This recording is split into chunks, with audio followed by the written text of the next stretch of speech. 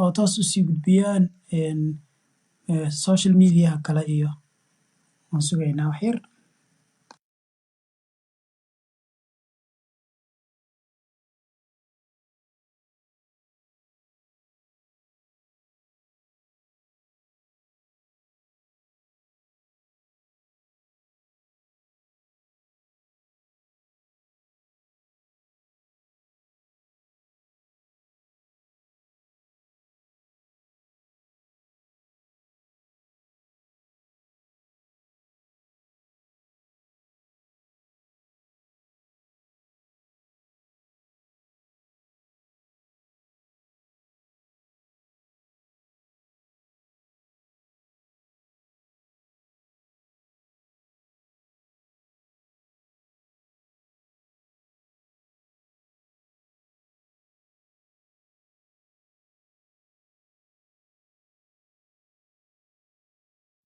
بما أنزلت مصدقا لما معكم ولا تكونوا أول كافر به ولا تشتروا بآياتي ثمنا قليلا وإياي فاتقون ولا تلبسوا الحق بالباطل وتكتموا الحق وأنتم تعلمون وأقيموا الصلاة وآتوا الزكاة واركعوا مع الراكعين أتأمرون الناس بالبر وتنسون أنفسكم وأنتم تتلون الكتاب أفلا تعقلون واستعينوا بالصبر والصلاة وإنها لكبيرة إلا على الخاشعين الذين يظنون أنهم ملاقو ربهم وأنهم إليه راجعون يا بني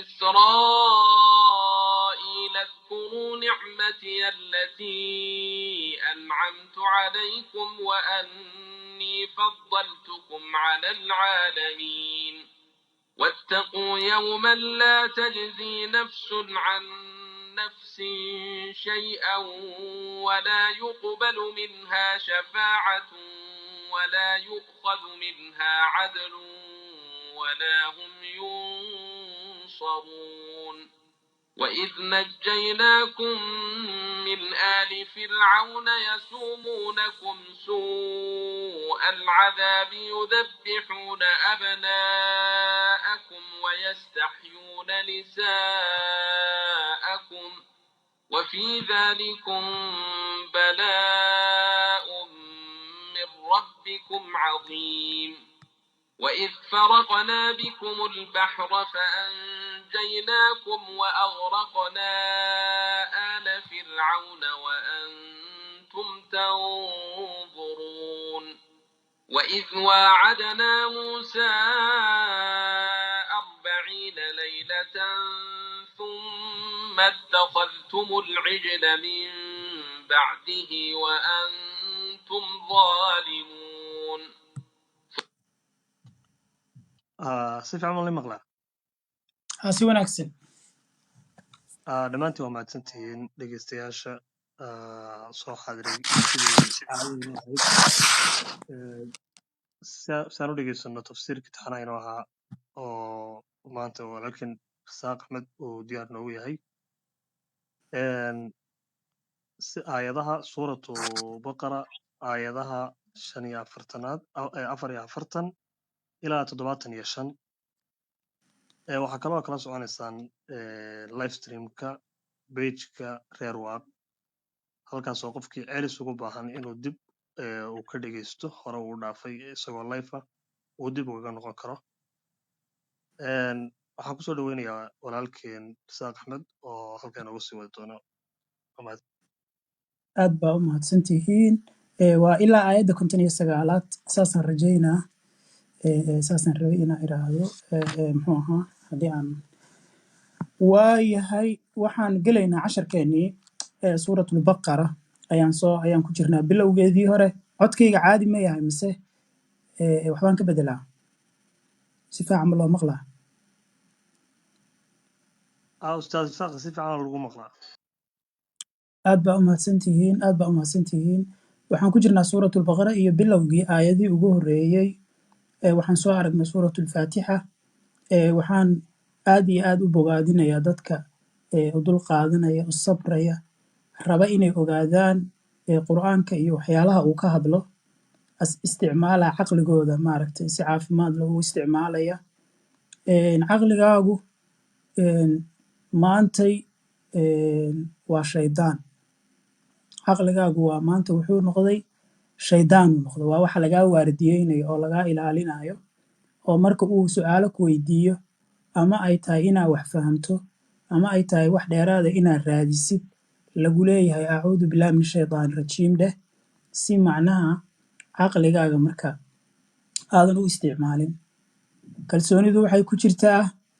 inaad wax ogaatid kalsoonidu waxay ku jirtaa inaa waxa aad rumaysan tahay waxa ay yihiin aad fahamsan tahay kalsoonida iyo caqligu wuxuu ku jiraa waxa aad rumaysan tahay waxa ay uga beddelan yihiin diimaha kale iyo dhaqamada kale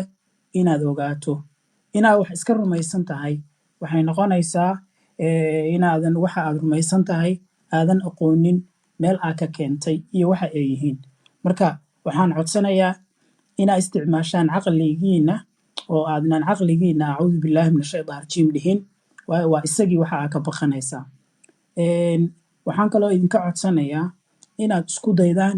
ilaa xad inaad la dagaalantaan cabsida inaad la dagaalantaan waayo qofku marka uu cabsanaayo ilaa ma uu fahmi karo waxa laga hadlaayo qofku cabsanaya ma fahmi karo waxa laga hadlayo marka haddaad kalsoonidaada naftaada kalsooni gelisid oo cabsida iska yaraysid oo caqligaaga isticmaashid waxaa fahmi doontaa waxa weye waxa laga hadlayahay waxa ay yihiin suuraddii ayaan horay u gelaynaa waxaan ku jirnay qoladii reer bani israa'iil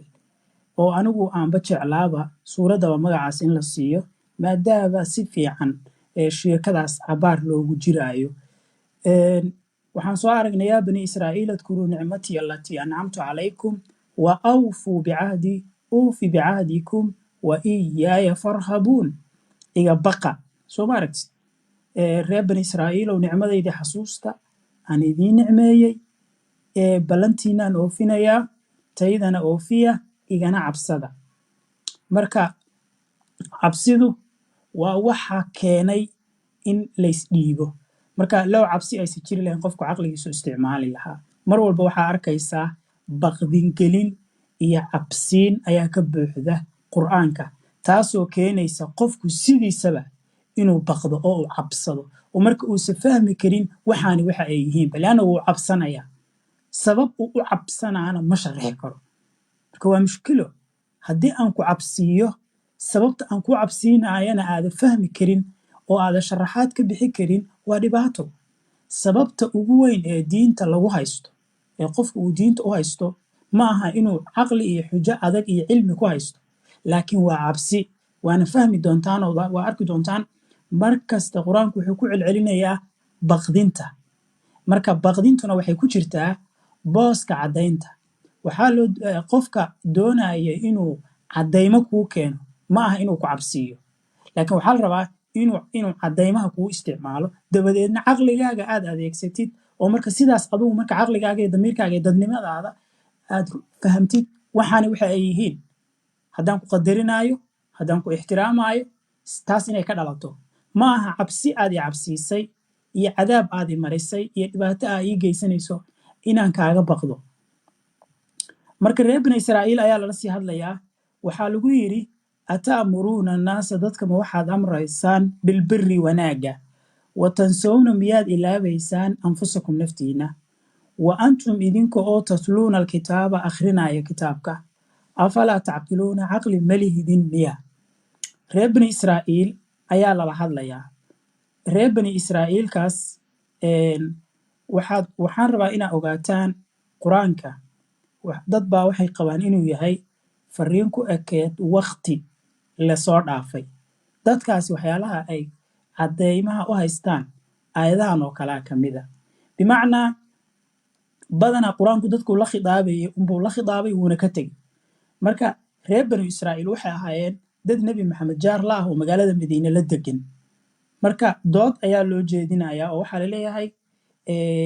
sidaan iyo sidaan maxaa u samaynaysaan adinkoo akhrinaya kitaabka mar walba waxaan idin idhaahdaa nebi maxamed wuxuu ahaa shakhsi loo soo diray qoomkiisa iyo maaragta qowmiyadiisii carbeed laakiin ma uusan ahayn nebi ku wajahan dadyowga kale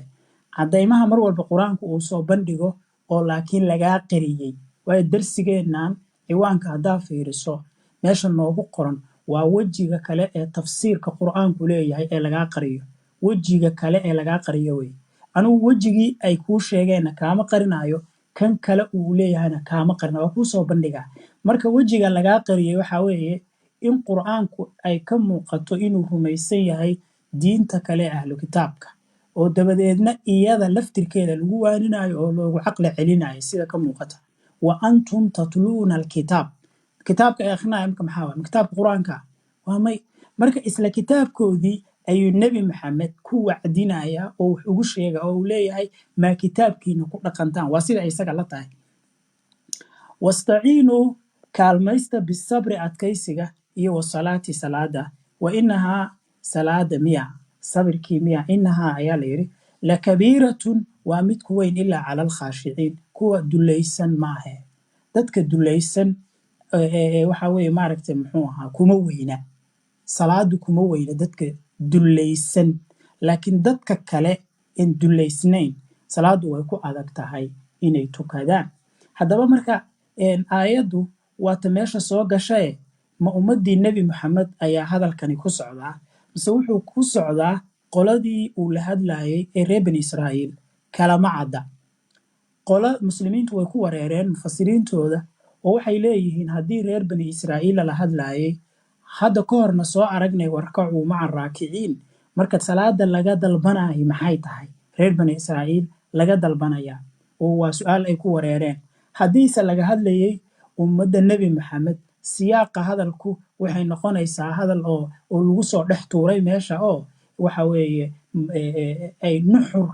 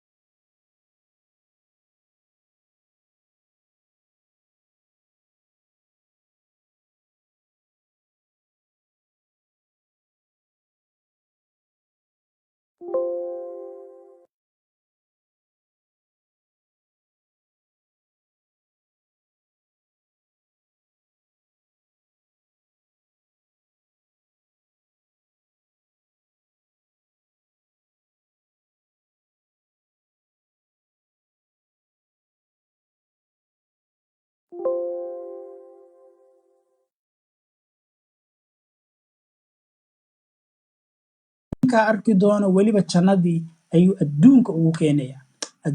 keenaya marka in la yidhaha fadaltukum cala alcaalamiin adduunkao dhanaa idinka fadila adinkaa idin doortay maxaa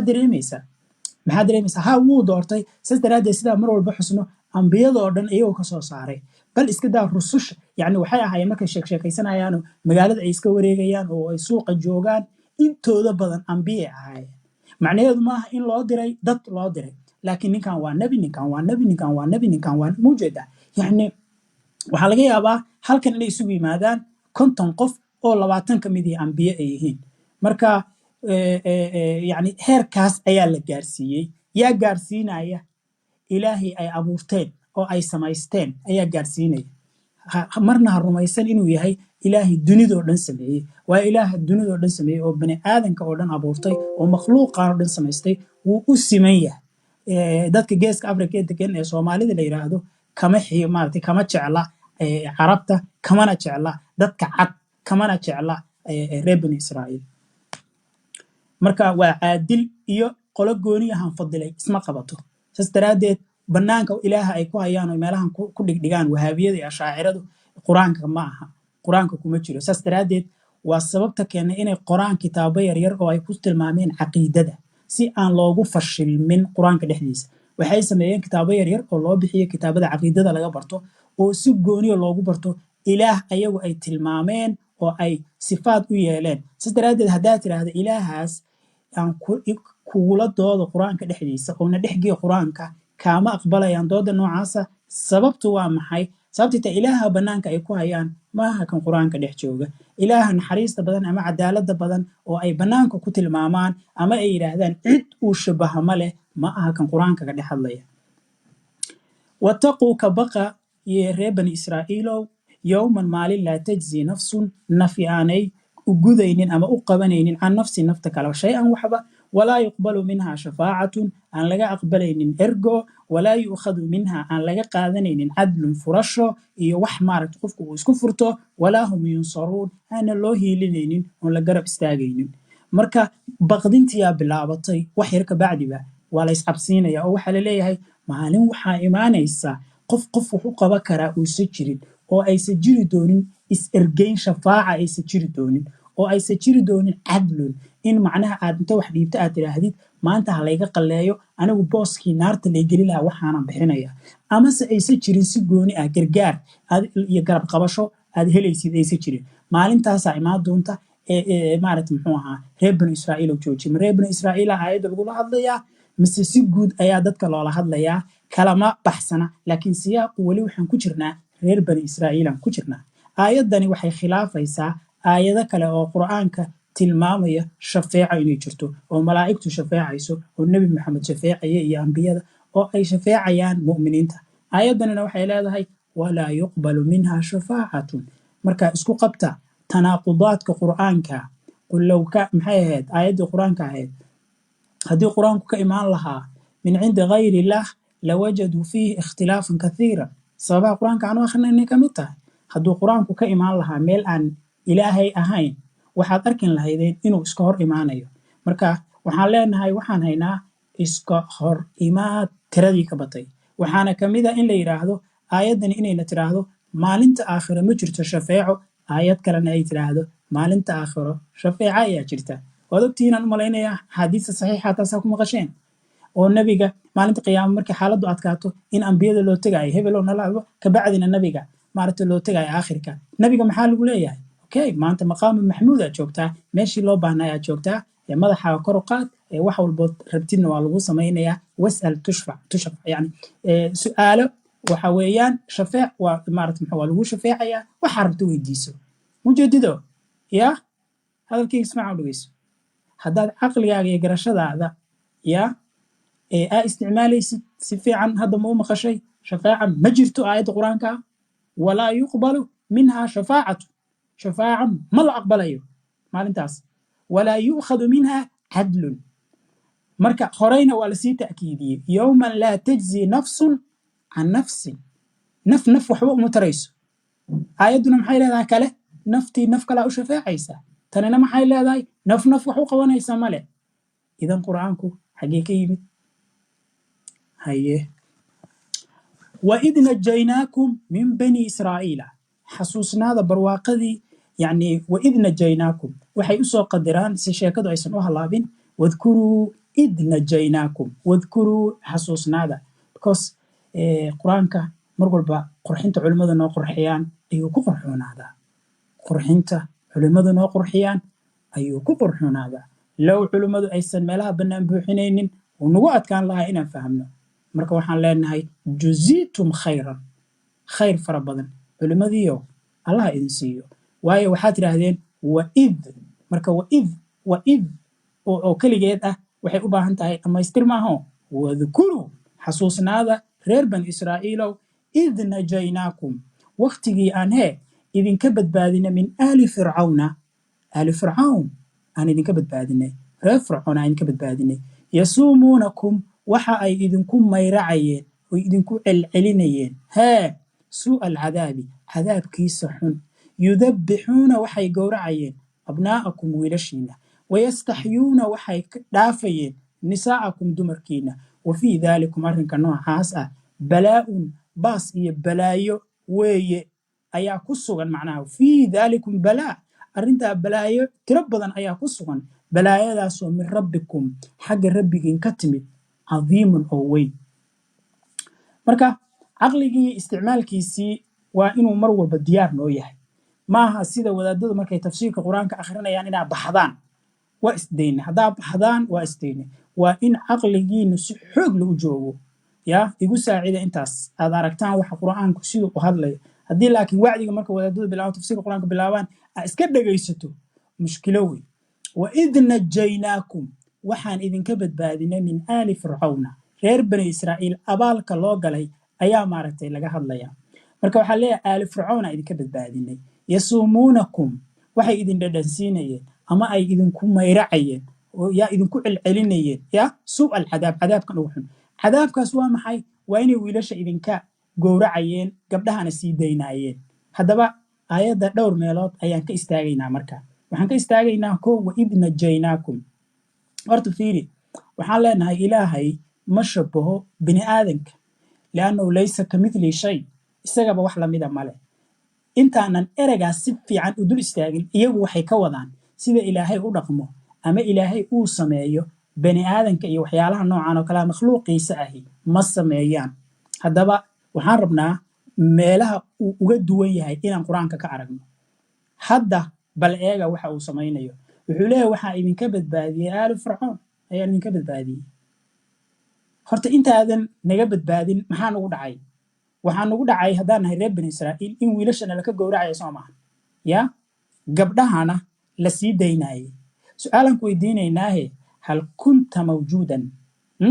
ma joogtay xilligaas waxaasi dhacayeen soo maqneed yaa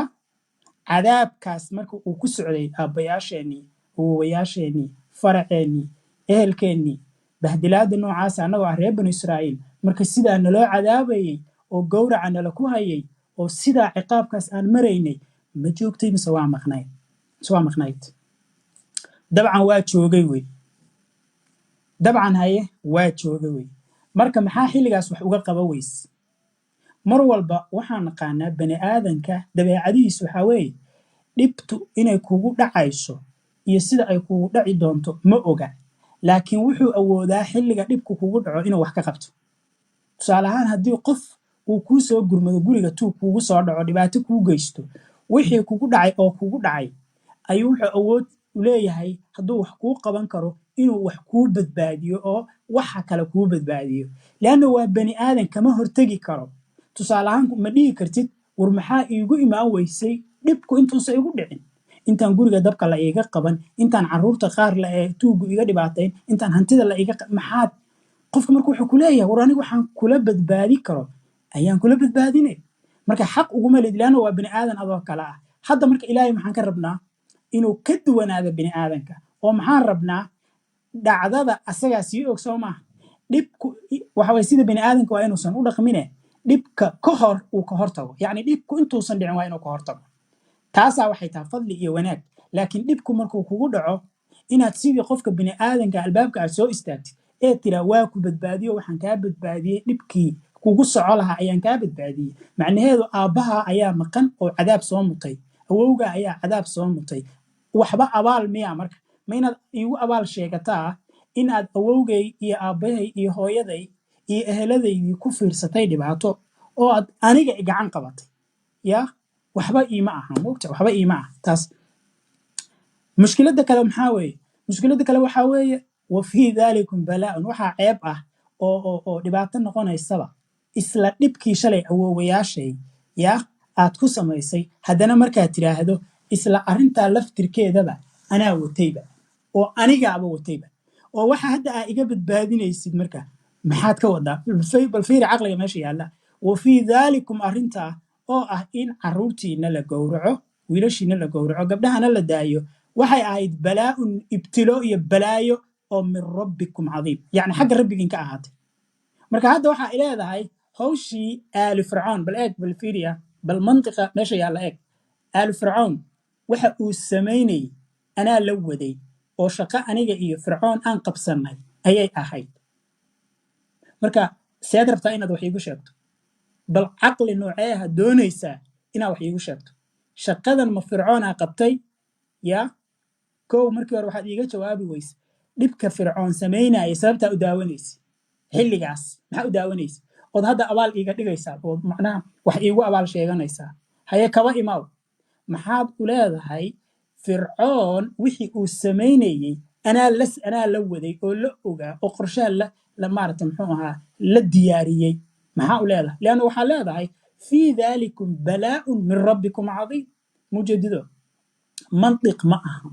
mantiqa marka loo badhnigo diintu way dhutinaysaa macnaha waxaa weeye ma isbadbaadin karto leanna caqli saxa ma aha inaad itiraahdo maxaa hadda aniga iyo isu kay dhaantaana imaanaysa fircoon iyo adigu maxaa isu kay dhaantaan ya bal adiga laftirkaagu fircoon waxaan u fahmi karaa cadowgaygii ayuu ahaa oo ulajeedo ka lahaa dilkayga oo ay igala dhexaysay xarash iyo dhibaato iyo qabyaalad iyo qowmiyad waxbaa igala dhexeeyey adiga marka maxaa igala kaa dhexeeyey marka maxaa igala way fircoon ah ula soo safatay marka fiiri wa fii daalikum balaa-un min rabbikum cadiim haddana waxaa la dhahay min aali fircawna dhibaatada waxay ka timid aali fircoon yasuumuunakum suuca alcadaab balaayo madow ayuu idin marsiinayaa isla balaayada aali fircoon ka imaanaysaahi min rabbikum rabbigiinay ka timid musiibadaa weyn rabbigiinay ka timid marka meel loo raaco male innagoo markaan maaragtay wax dhaliilayno waxaa weeye ilaahay waa inuu u muuqdaa dee hadalkiisu hadal macno samaynaya oo dhinac u jaran oo maaragta laakiin dhinac kasta anaa sheeganaya baa iyo hoogga anaa sheeganaya moogta laakiin ma taqaanaan sababta waxaanay usoo laalaabanayaan waa inaan isla fahamnaa waxaa weeye haddii dhibka dhaca uu ka aamuso oo uu yidhaahdo anugu dhibka shuqul kuma lihi laakiin badbaadada besaan leeyahay wa id najaynaakum oo uusan baaska iyo hoogga sheegan waxaa imaanaysa hadal kaloo laga fahmayo oo ah waxaa jirta cid kaloo adduunka kula maamulaysa oo dhibaatadan geysanaysa marka ilaah kalaa kula maamulo maa ilaaha kale tallaabo ka qaadi taasi saysa u dhicin marka waa inuu iska sheegtaa wax kasta oo adduunkan ka dhacaya oo xun iyo wax kasta oo wanaagsan hadday wuxuu xun yihiin wuxuu leeyahay anaa samaynaya hadday wanaagsan yihiinna anaa samaynaya leanna wuxuu ka cararayaa in la yidhaahdo waxa xun ma wax ka qabatid ma waxa xun ma ilaah kalaa wada marka labadiiba waa inuu isla sheegtaa markuu isla sheegtana tanaaqud ayaa imaanaya iyo isburin adigu ma waxaa tahay khayr mise shar maxaad doonaysaa ma khayr baa tahay maxaad ugu raaxaysanaysaa ilmaha yaryarka oo la gowracayo balfiiri wayudabbixuuna amnaacakum balfiiri ilaah dhahaya waxaan aniga iga timid oo aan imtixaan idinkaga dhigay in aan wiilashiina iyo ilmaha yaryarka adeeya maaha niman waaweyn markay dhashaan birta in la saaro aniga ayaa hawshaas waday oo imtixaanan ka waday maxay tahay imtixaanka ku jirtaa caruur dhalatay in la gowraco midda kale caruurtii wayba dhib mudanaysaaye si aad arrintaa u joojiso marka hore maxaa carruurtan u keenaysaa maxaa u abuuraysaa carruur aad ogtahay inaad gowracaysid oo aad adigu rabtid inaa maaragta maxaa ka wadaa intaasoo jiho oo falsafad iyo caqliga meel ay ka waafaqsanta aan la arag yaa hal kasta oo aayadahi ay xambaarsan tahay waana tafsiirka aan u bixinay wejiga kale ee dahsoon leanno waxaan rabnaa inaa maaragta fahamno dabiicada ilaahan waid weli uu maaragtay uu galladaysanaya waid faraqnaa bikum ulbaxra wadkur xus haddana id waqti faraqnaa bikum aan idinku kala jeexnay albaxra badda faanjaynaakum waan idin badbaadinay wa aqraqnaa waxaanu ku maanshaynay aala fircawna fircoon ehelkiisii waan maanshaynay oo baddiyaan ku maanshaynay wey wa antum tanduruuna adinkoo eegaya dabcan haddii qur-aanku la hadlayo reer bani israa'iil weli reer bani israa'iil waa dad farac iyo taariikh leh marka maadaama nebi maxamed uusan la joogin reer bani israa'iilkii beeniyey nebi muuse hadalka ah wa antum tanduruun adinkoo daawanaya waa hadal iska tuur ah sababtay tahay aniga awoowayaashay wixii ku dhacay ma daawanaynin bal caddaymo uma hayo siday waxu dhaceenna ma hayo marka wa antum tanduruun adinkoo fiirinaya ayaan sidaa yeelnay haddii hadalkaas nebi maxamed uu leeyahay dabcan waana qur-aankiiyo nebi maxamed uu ka imaanaya uuna kula khitaabay reer bani israa'iilkii waqtigiisii joogay waa marag qabsi aan sax ahayn inaad ku marag qabsato dadka wax aysan shuqul ku lahayn oo aysan joogin waana sababta aan u leenahay macnaha waxaa weeyaan waxaa mar walba ka buuxa waxyaalaha maogtahay dadku ay isticmaalaan oo dadka kuwooda xitaa aan si badan hadalkooda u meeldayan oo mar walba jecel hadalka masabidka ah iyo hadalka si guud loo yani layska yidhaahdo ya marka waid faraqnaa bikum waid najaynaakum waid faraqnaa bikum waxaan idinku kala jeexnay albaxra meeshan waxaa laga muujinayaa mucjisadaasoo reer bani israa'iil qoladaanu maba ogo hadda maba joogaan laakiin laleeyahay baddii oo dhan aan saa u kala qaadnay sida fii suurati shucaraa ay leedahay ka dawdi alcadiim laba buuraan ka dhignay biyihiianba waxaan ka dhignay buuro marka maogtahay fiiri sheegashadu waa wax aad iyo aad u fudud samayntu laakiin way adag tahay waxaas cajiibka leh hadda maanta waxba kama arki karno wax uun ka mid ah haddii waxaas dunidan aan ku arki lahayn wax badanaan maaragta runtii aan sadaqi lahayn laakiin wax kastaaba waan samaynay waay qoladan reer bani israa'iil iyaga looma samaynayo ugu yaraan wax iyagu ay ku cibro qaataan ya nebi maxamed ay beeninayaan wax walbay diidayaan marka dariiqyadii xataa nebi muuse uu la maray ee mucjisooyinka ahaa oo dhan hal xaboo ka midii nebi maxamed ma la marin ma fahamtay saas daraaddeed wixii waa wax sheeko ah oo ah waalidkiinaan badbaadinay baddaan kala jeexnay adinkaa daawanayay waa marag ayaa laysaga qabsanayaa dabcan qofkii kalena kulama joogo mogta qofkii kale oo kulama joogo waa dad laga adkaaday waa la laayay intooda badnaa reer bani qurayda iyo banu nadiir iyo qaynuqaac iyo midna kuwa maanta joogaana waxa weye ma yaqiinsana reer bani israa'iilka maanta joogaahi dee weligood sidaasay ahaayeen nebi maxamedna way diideen maantana carabta way diideeno ma aha dad u yaqiinsan ama u rumaysan in nebi maxamed iyo diintiisu ay tahay diinta ilaahay bal waxay rumaysan yihiin nebigoodii iyo muuse iyo kitaabadoodii towreed ayay rumaysan yihiin marka waxaa leeyahay bad saasaan idin yeeln wa aqraqnaa aala fircawna wa antum tanduruun dhanka kale waxaa ila fiirisaan ilaahan ku celcelinaya wadkuruu waid najaynaakum waid faraqnaa wababababa waid waacadnaa wababa yacni waxaas lagu celcelinaya waxaa ila fiirisaa isagu muxuu ka helayaa inuu qoys ama beel ama qabiil meel degan inta u yimaado uu maanta dhan ilaahay la sheekaysto oo yidhaahdo waxaan idin sameeyey mataqaanaa hadda ka hor saanaa idin yeela xaggaan ka dhacay sidaan yacni ma dareemaysaa inuu yahay ilaah ku filan isla qoyskaas iyo qabiilkaas yacni inuusan ahayn ilaah dunida aanoo dhan ka hadlaya qabiiluu la joogaa la fadhiyaa reer bani israa'iil la yidhaahdo qoys yar oo weliba xilligan hadda laga sheekaynayo mataqaanaa waa xilli hore ma aha xilligan dunidu ballaaratay marka qoyskaas ama dhowr qabiil oo maaragtay dhowr qoys oo meel degan ayuu maanta dhan la sheekaysanaya wuxuu leeyahay waxaan xasuusta war i xusa war i weyneeya war i qiimeeya war i qadariya war i sharfa war i karaameeya uufi bicahdikum war ballantayda oofiya tiina aan oofiyo war udkuruuni adkurkum war isheegsheega aan idin sheegsheego war iisoo jeesta aan idiin soo jeestee war waxaan idiin galay dayac waxaad dareemaysaa markaa baahiyaa jirta baahidaasna mar walbaan waxaan u aqaanaa ictiraaf aqoonsiyuu raadinayaa bal ilaahay dunidaanu dhan abuuray muxuu uga baahan yahay inuu maantay jufo ka tirsan qabiilkada soomaaliyeed 4.5 ah hal qoysoo ka tirsan meel inta la fariistay hadda ogaada reer banu israa'iilka xilliga taariikhdu ay ka sheekayneen qabaa'ilkan soomaalida ayaa ka badan kana tiro badan runtii wax badan sida waandir cashiirata kala aqrabiin oo kale nebi maxamed loo leeyahay qoyskiisii reer quradaas maka degan oo dhowr tuulo ahayd xilligaas yaa ilaahay dunidii oo dhan ka yimid le qoyskaagan badbaadi oo reer qurayshtaadaan iyo qabiilkaagan si gooniya ugu dig ujeedado marka waa caqliyo ka duulaysa deegaankii waa ilaah iyo caqliyad ka timid bii'ada laakiin waa dareemi kartaa inuusan ahayn rabbu hada alkown yani adduunkan oo dhan ilaahay iska lahaa inuusan ahayn marka wuxuu leeyahay waid haddana xasuuso waid weli wuxuu rabaa waxaa ka maqan waxyaalihii maaragta muxuu ahaa u galay inuu u sheego sababtu mataqaanaa sababtu waxaa weeye reer bani israa'iil ayaa waxaa laga rabaa inay soo jeestaan oo ay nebi maxamed soo raacaan oo ay markaas dareemaan abaalkii loo galay ulajeedadu waa intaasa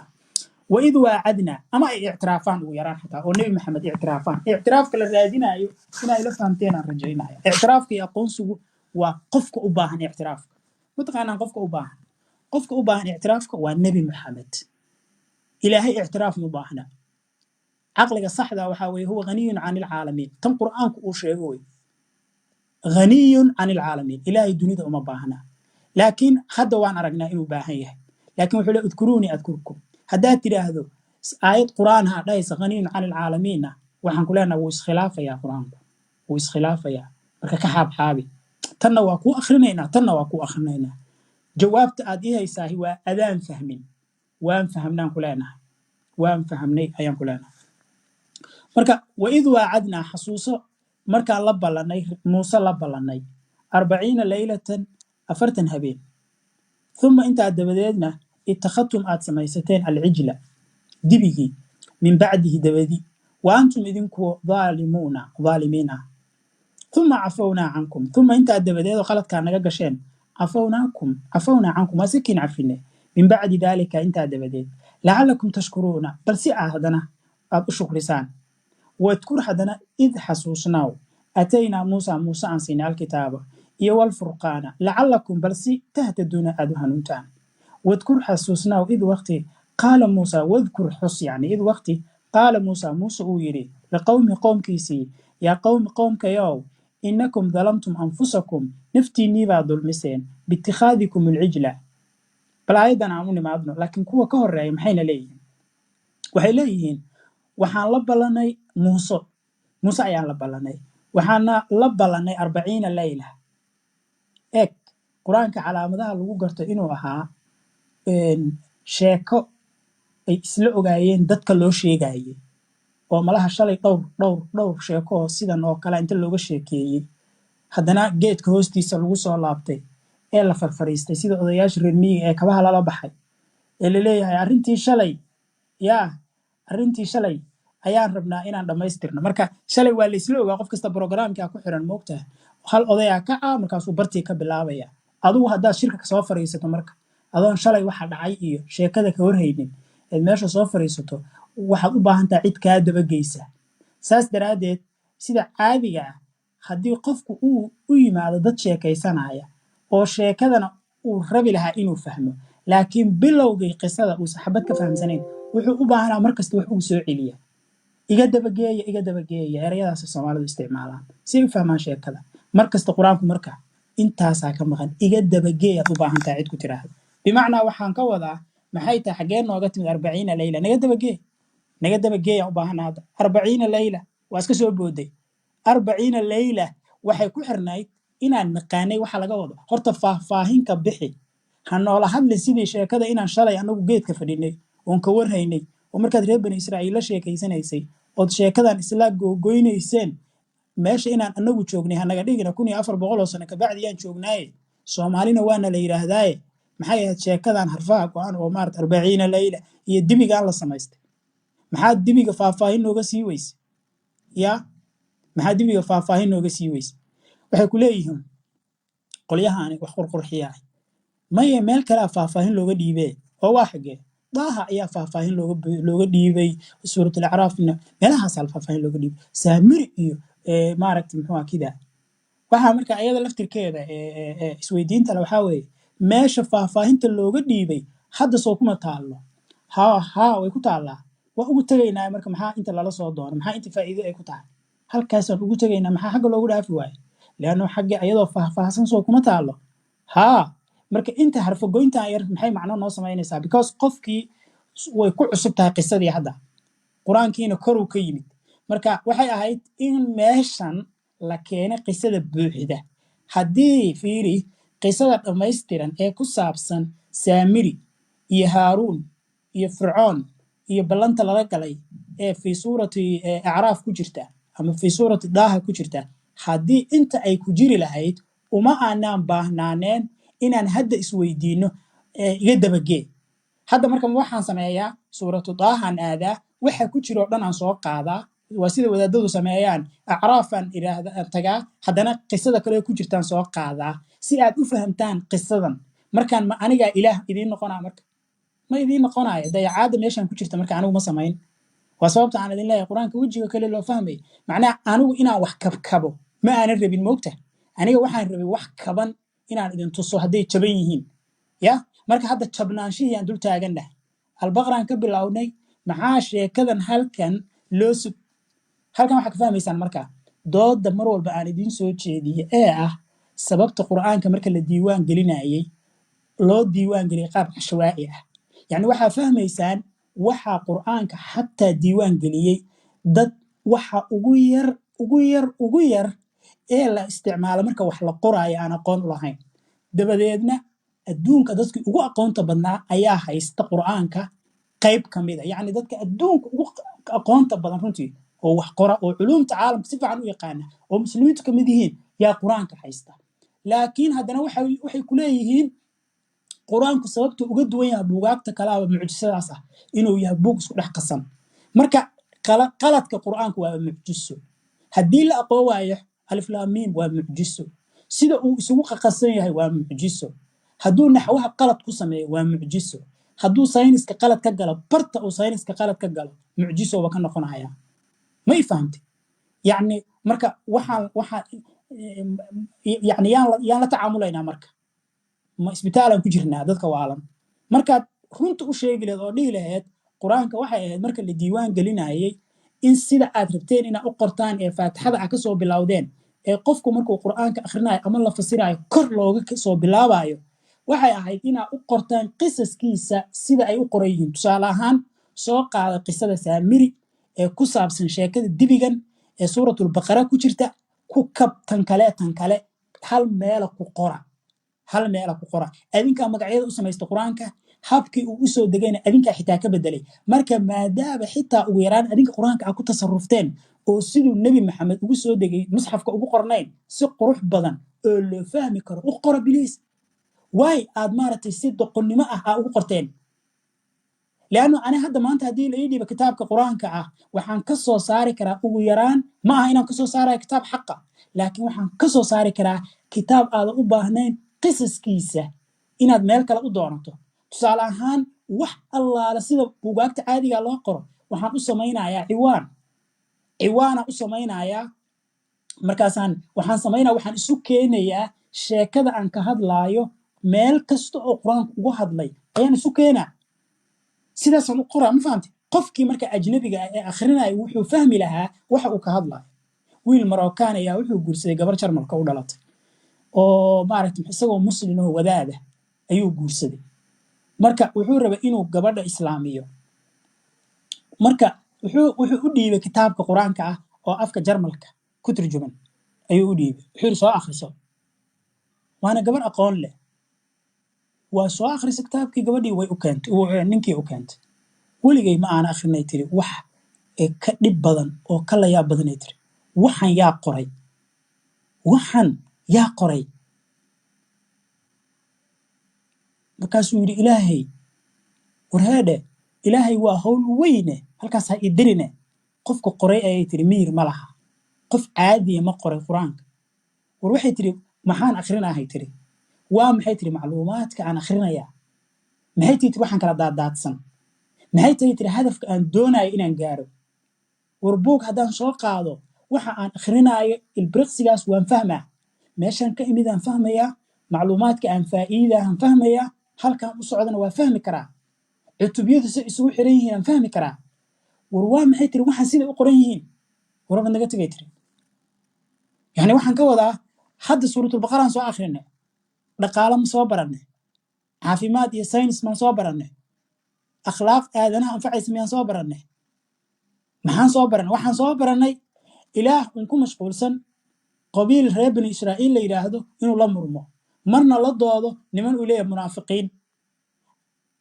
qorshay ii degeen anna waan u dega waa dhagra way i dhagreen waxaas lee ku jirnaa suuratulbaqara way naga dhammaanaya dhirir badan annagoon waxba aadanaha ka faa'iidin bini aadamku iyon waxba faa'iidin ayay iska dhammaanaysaa waa arki doontaan marka waa mushkilo runtii waa mushkilo meesha waxaan ugu dul istaagay 40 layla iga dabagee marka aniga markaa kaama dabagey karo bal aan iska sugno aayadaha kale iyo meelaha kale markaan tagno inaan wax ka fahamno laakiin si guud waxay u leeyihiin ko silacaan ma daawo karnee waxay leeyihiin 40 layla waxa weeye nabi muuse markuu rabay inuu ilaahay la kulmo oo kitaabkiisii furqaan la guddoonsiiyo yaa maaragta muxuu ahaa laga dalbaday arrintaa iyada ah laga dalbaday yani ballan inuu soo soomo oo soo cibaadaysto oo isu soo diyaariyo ilaahay inuu la kulmo wax noocaas oo kale ah saasay leeyihiin intii yarta ahayd uma intaa dabadeed ittakhadtum alcijla dibigaa samaysateen meesha waxaa kaaga muuqata mar walba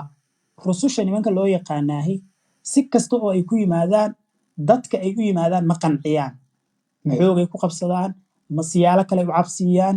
ma qowmiyaday iyo qabyaaladay ku kiciyaan ma garanayo laakiin ma qanci karaan macnaha waxaa fahmaysaa wax yar ayuu maagay dhaqaaq bal weliba walaalkiis oo rasuul kale ahaa joogo haaruun uu yidhi ukhlufnii fii qawmi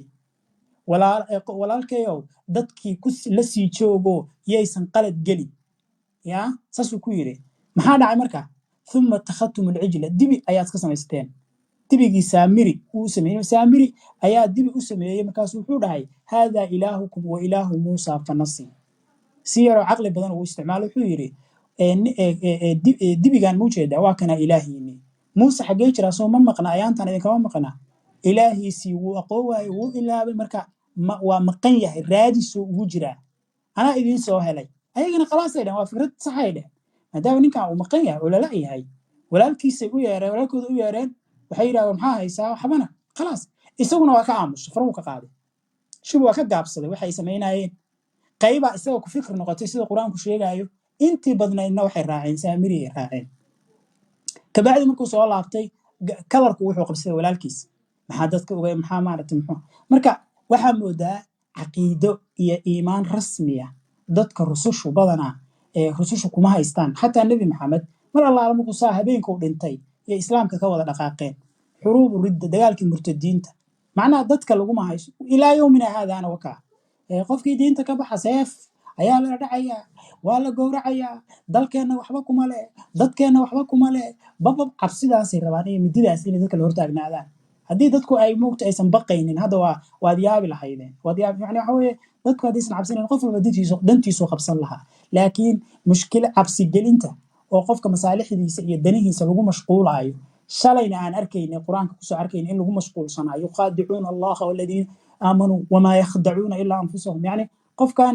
in looga faa'iidaysanayo duruufihiisa qaabka noocaasa ayaa lagu hay mar allaala markuu meesha ka dhaqaaqo ninka odagaahay fariinta wata waa la sii daynayaa marka nebi maxamed ma aqaana sababta uu ugu fakaraayo inuu reer bani israa'iil wax ka dhaadhiciyo walaalkood oo wax ka dhaadhici waayo yani waa mugta waa gacmo daalis walaalkood muuse iyo haaruun oo isla jooga yaa wax ka dhaadhici waaye dabadeedna maaragtay nebi maxamed raba inuu wax ka dhaadhiciyo ficlan waxba kama dhaadhicina sidii lagu kala tegay uma marka waxaa leeyahay uma ittakhadtum alcijla min bacdi wa antum zaalimuun adinkoo zaalimiin ah uma cafownaa cankum waa iska kiin cafinay oo haddee in allah laa yakfur an yushraka bihi soo maahayn waxaan moodnay inay tahay taasi mabda ilaahay uu leeyahay oo weligii uu rususha la soo diri jiray oo ah inuusan ogolayn gaalnimo iyo shirki inuusan cafin هذا لكن محاركينا ثم عفونا عنكم وإذا سككين عفين صوت لا عفين تقانا لأنه فضلهم على العالمين دون ذنوب كفضله ماذا كلام مارك محوها وحكموا قتمروا بسكول دجين ديرادا وربنا إسرائيل وإلهان آد سكول دجيناي يجون ربين oo iska fogeynaya ayagu oo danahooda ka raacanaya oo dibi ka raacaya haddana asagu isku daba dadajinaa haddana waxa weeye maaragtay wuxuu leeyahay cafawna canku iska kiin cafine iska maxaa cafine in allah laa yaqfuru an yushraka bihi maaho ilaahay shirkiga ma dhaafo marka dee shirkiga lagu sameeyay aawo mabdacaas aawe ma soomaalida keliya ka dhex shaqeeya iyo wadaadada wahaabiyada iyo qolyahan maanta dha inay la qayliyaan ilaahay shirki ma dhaafo wuxuu u dhaafaya waa kana cafawna cankum معناها كلية سوماليدا waxaa laga yaabaa in muxuu ahaa meeshaas ay ku jiraan aysan wax weyn ilaahay ku ahayn midha ilaahaas la sheegay oo ambiyada iyo rususha iyo maaragtay qabaa'ilkaas iyo ka dhex shaqeeya yaa laga yaabaa inuu xiriir xoog la lahayn laakiin haduu dan ka soo gali sida caalamku dan uga soo galaan uu iska cafilaa shirkiga danka mal i'tiraafka ilaahay muhiim ah yani ilaaha quraanka mar walba waxa muhiim ah i'tiraafka aqoonsiga hadaa aqoonsato khalaas waxyaalaha kale oo dhan uu ka wareejinaya marka i'tiraafkiina waxaad moodaa inuu maaragtay lacalakum tashkuruun eraygan lacalakum taas saasay noogu soo laalaabataa si aa ilaahay ugu mahadisaan oo maxaa u mahadinaysaan qaladaa idin gasheen haddana waa sikiin cafiye lacalakum taas waxay ku fasireen culimadeena islaamka sharafta badan lacalakum waxaa xaqiiqa ku tihiin tashkuruun ashkursaan maaragtay muxuu ahaa waa id aataynaa muusa alkitaaba warniman yahow saa idiin fadilnaa idinkaga sheekaynaynaa wax maqla oo waa maxay ورموسى waxaan siinay kitaabkii baan siinay iyo wal furqaan kitaabka iyo furqaanku waxa ay kala yihiin faahfaahin kama hayno hadii aan idinkaga daba geeyana waxaan u baahanahay faahfaahin dheeraada kitaabada quraanka oo dhan soo akhriyo hadba meel aan tago laakiin maxaa nooga xiran waxba nooga xirna muuse waxaan siinay alkitaab wal furqaan furqaantu soo maahayn quraankeena iyo diinteena islaamka waxay ahayd soo maahan furqaan oo toodu waxay ahayd tawreed marka maxaan sameynaa hadda si arinta u kala badbaadinaa waxaan u kala badbaadinaynaa alfurqaan waxaan leenahay tii wax kala saaraysay khatarta ahayd ayaan leenahay laakiin hadda isla macnahaas waa mid ay diinteena ku leedahay maaha furqaan ya marka si kastaba alkitaaba wal furqaan aan siinay waxa isweydiinta marka haddii saa loo amaanayo oo la leeyahay reer muuse bani israa'iil oo waxaan idin siinay kitaabkii iyo furqaan iyo waxaasaan idin siinay kitaabkaas hadhow wuxuu noqon doonaa wax qaab daran oo haddana la burburiyo oo la nasakho oo laga daba keeno injiil oo haddana quraanka laga daba keeno oo isaga oo dhan la yiraahdo waxa weeye maarta wuxuu ahaa wax dhib badan oo mushkil badan marka hadda waa nicmo ilaahay oo reer bani israa'iil uu ugu nicmeeyay waa kitaab qaali ah waa kitaab furqaan ah hadhow haddana wuxuu noqon doonaa kitaab ilaahay uu maaragtay muxuu ahaa soo gabangabeeyo oo uu u arko inuusan ku habboonayn muxuu ahaa mar dambe in la sii isticmaalo hadda laakiin shalay wuxuu ahaa الفرقان لعلكم تهتدون سي او هنونتان marka shalay haduu ahaa kitaab lagu hanuuno oo furqaan ah sidiisii muxuu sii ahaan waayay wax isweydiinaya male laakiin qolo walba kitaabkeeda ku faanaysa rasuulka ugu fiican ana loo soo diray kitaabka ugu fiican ana loo siiyay ummadda ugu fiican waa nahay faan waaya wadkur xus id waqti ilaahay ma ka daalayo inuu arintan ay maartay muxuu ahaa abaalkiisa u sheegto ya abaalkiisa inuu sheegto bal qofku dul taagan ka waran maanta dhan oo ku dhahay shalay asxaanan ku sameeyay oo daraad waa ku sameeyay oo aabaha waxbaan siiyay oo ayeyda waxbaan ku tuuray oo wallaahi maalin aad maartay god ku dhici rabtaan ka joojiyay oo maalin balaayo madow rabtay inay wax kugu sameeyaan waa ka badbaadiyay oo muxuu ahaa dhibaato kugu dhici rabtaan ka qabtay oo waligay yaalay waa ku garab taagnaa haba maxaa iga rabtaa marka intaas oo dhan maxaa igu sheegay intaas waxay u sheegaysaa gacanta kor u qaad madaxa iisaa i'tiraaf aqoonsi marka meesha waxa dareemaysaa inuusan ahayn alladhi huwa ghaniyun 'anil 'alamin ilaahi leeyahay caalamka uma baahna caalamka tuu u baahnay inta maxaa taagay yaa waa wuxuu lahada bini aadan daciif soo maaha oo kaadinaayo saxaroonaya ya soo maaha waxaan dul taagan oo ku hayo hooyada iyo aabaha aan asxaankan u sameeyay adigaan hadda dhageysanay walaalo ma ka suurta gashaa inaad xoogaa dadka aad caawisay oo wax u qabatay qofba mar u tagto tiraahdo ma xasuustaa maalintan waxaas kugu sii ma xasuustaa ayad quraan ah waxay leedahay fiiri quraanka cajiib wuxuu ku yahay waxyaalaha uu caayo uu ilaahay amaan uga dhigaa tusaalaha walaa tamnun tastakthir ayaa la leeyahay warheede markaad rabtid inaad wax la baxdo si aad wax u badsato oo qofka wax uga hesho qofka ha ku galadaysanin salaan wax ku sii آية القرآن وحيلة قول معروف ومغفرة خير من صدقة يتبعها أذى sheeg iyo maanta oo dhan war hadal wanaagsan oo qofka ku tiraahdo ayaa ka fiican inaad inta wax siiso wixii aad uga hari weyso oo tiraahdo shaalaan ku sii darraadaan ku sii waxa dhan oo wax ii siisa ma inaad iga harina warnaga waxaaga naga cisho marka dambe qofku wuxuu ku leeyahay waxaaga naga qaado ma rabne idan bani aadamku wuxuu u arkaa wax xun in laga daba hadlo qofku wuxuu isu arkaa wuxuu shalay bixiyay inuu ka daba hadlo ilaah quraanku uu sheegayo maanta dhan inuu ka daba hadlo rabaa waliba kaaga daran aniga asxaanka la ima gelin wuxuu ku leeyahay فرعاقي أيام بدبادي ضدكاقي يعني وحقوق ولا تزر وازرة وزر أخرى هذا قالت كاقلين لحسابتنا يا أخي يا جنقي أم النار قيلي أنا واي كنا محا إقرب تاني مالت محوها هدي عدين لأي كان واقعنا هدي عن واين واسكجي فنا شغولك إقرب لكن هاد وردتكاقي وبدان كبدبادي موسى لبا لمي حقا كدعي مارت محوها وحان كابدبادي محوها ilmaha wali qaraabadii dadkii la gowracay waxa fahmaysaa baahidu nooca ugu adag ee dadka qabta ee waliba dadku ay ka xishoodaan ilaahana ku mudman yahay talow ma dhameeyay hawshii wuxuu leeyahay marka wadkur xus haddana weli ma dhammaanine id waqti qaala muusa uu ku yidhi liqowmi qoomkiisii yaa qowmi qoomkayow inakum adinkum dalamtum anfusakum naftiinnii baa dulmiseen biitikhaadikum alcijla inaad dibi ilaah ka dhigateen intaas ma ku qurxiyaa biitikhaadikum alcijla samaysashadii dibiga aad samaysateen oo marka aad ka dhiganayseen ilaah fatuubuu ilaa baari'ikum war allihii idin abuuray u soo laabta war allihii idin abuuray u soo laabta ma mudna inaad dibi ka raacdaane doqomayo haye waa kuu soo laabanay xaan qabanaa bal dhegaysta waxa uu leeyahay فاقتلوا دل أنفسكم نفتينا ورياضة إسدلوا برت إسسارة إيسو الله بتو إسلاي أمر إسكديغا ذلكم إنات إسلايسان وحد برت إسسارتان با خير لكم أفيعا خير لكم إذنك إذن فيعا وحقا خير يفيعنان كتاي عند بارئكم عليه إذن أبوري أكتيس فتاب عليكم الكاسب إله إذن كسو الله وانا يا أولي والله طب haddii bururkaa run yahay bilaawaha dhiig u yeel haddaad jacaylka ilaahay aad u qabta dhabkaa yahay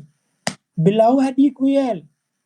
marka hadda booskii ilaahay wuxuu ku jiraa gabadhaas mujeedido gabadhii tiri ninka ku tiri haddii bururkaa run yahay bilaawaha dhiig u yeel haddaad jacayl ii haysid itus jacaylkaaga oo jirkaaga googoo marka ilaahay wuxuu leeyahay maantay faqtuluu anfusakum isdila ذلكم خير لكم عند بارئكم تاسو كهليا عليه إذن أبوري أو فتاب عليكم مركاسو هي إذن كتوب الغبليا متقانان إنه إلهي هو إسو التواب الرحيم والله توبة أقبل نحريس طبضا طيب موجد ذو واسكتمي سفلاني إيادو ميل أي هي ستال أرقى اسكتمي رحيم الله نحريس بضن ومحوكو نحريس بضن ياي marka dembigii aad ka gashay inuu ku yidhi dil walaalka oo naftaada dil oo kan dil oo waxaad soo aragtaba dil ilaa ay culimmada islaamku wariyaan intaasoo kun ay birta inta isa saareen eber iska dhigeen eber yani marka ka sheekaynaya waa yaabays ayaga isdilaaya maxaa la isu dilaa si ilaahay loogu toobad keeno war ma ila joogtaan maskaxiyan iyo caqliyan ma ila joogtaan si aad u fahamtaan waxaan aad rumaysan tihiin ama diimaha kala cayda iyo aflagaadada lagu hayo inaadnaan weli ka fakerin waxa hortiina yaalla bal waxaa ka fakertaa ilaah ku dhahaya waan kuu naxariisanayaa ee haddaa rabti inaa ii toobad keento isdila eber iska dhiga xaqiiqatan reer bani israa'iil markaa iska dhaaftid war diinteenna xataa saas ma ku dhisno fiir waa meesha qur-aanku uu ka leeyahay ina allaha ishtaraa min almu'miniina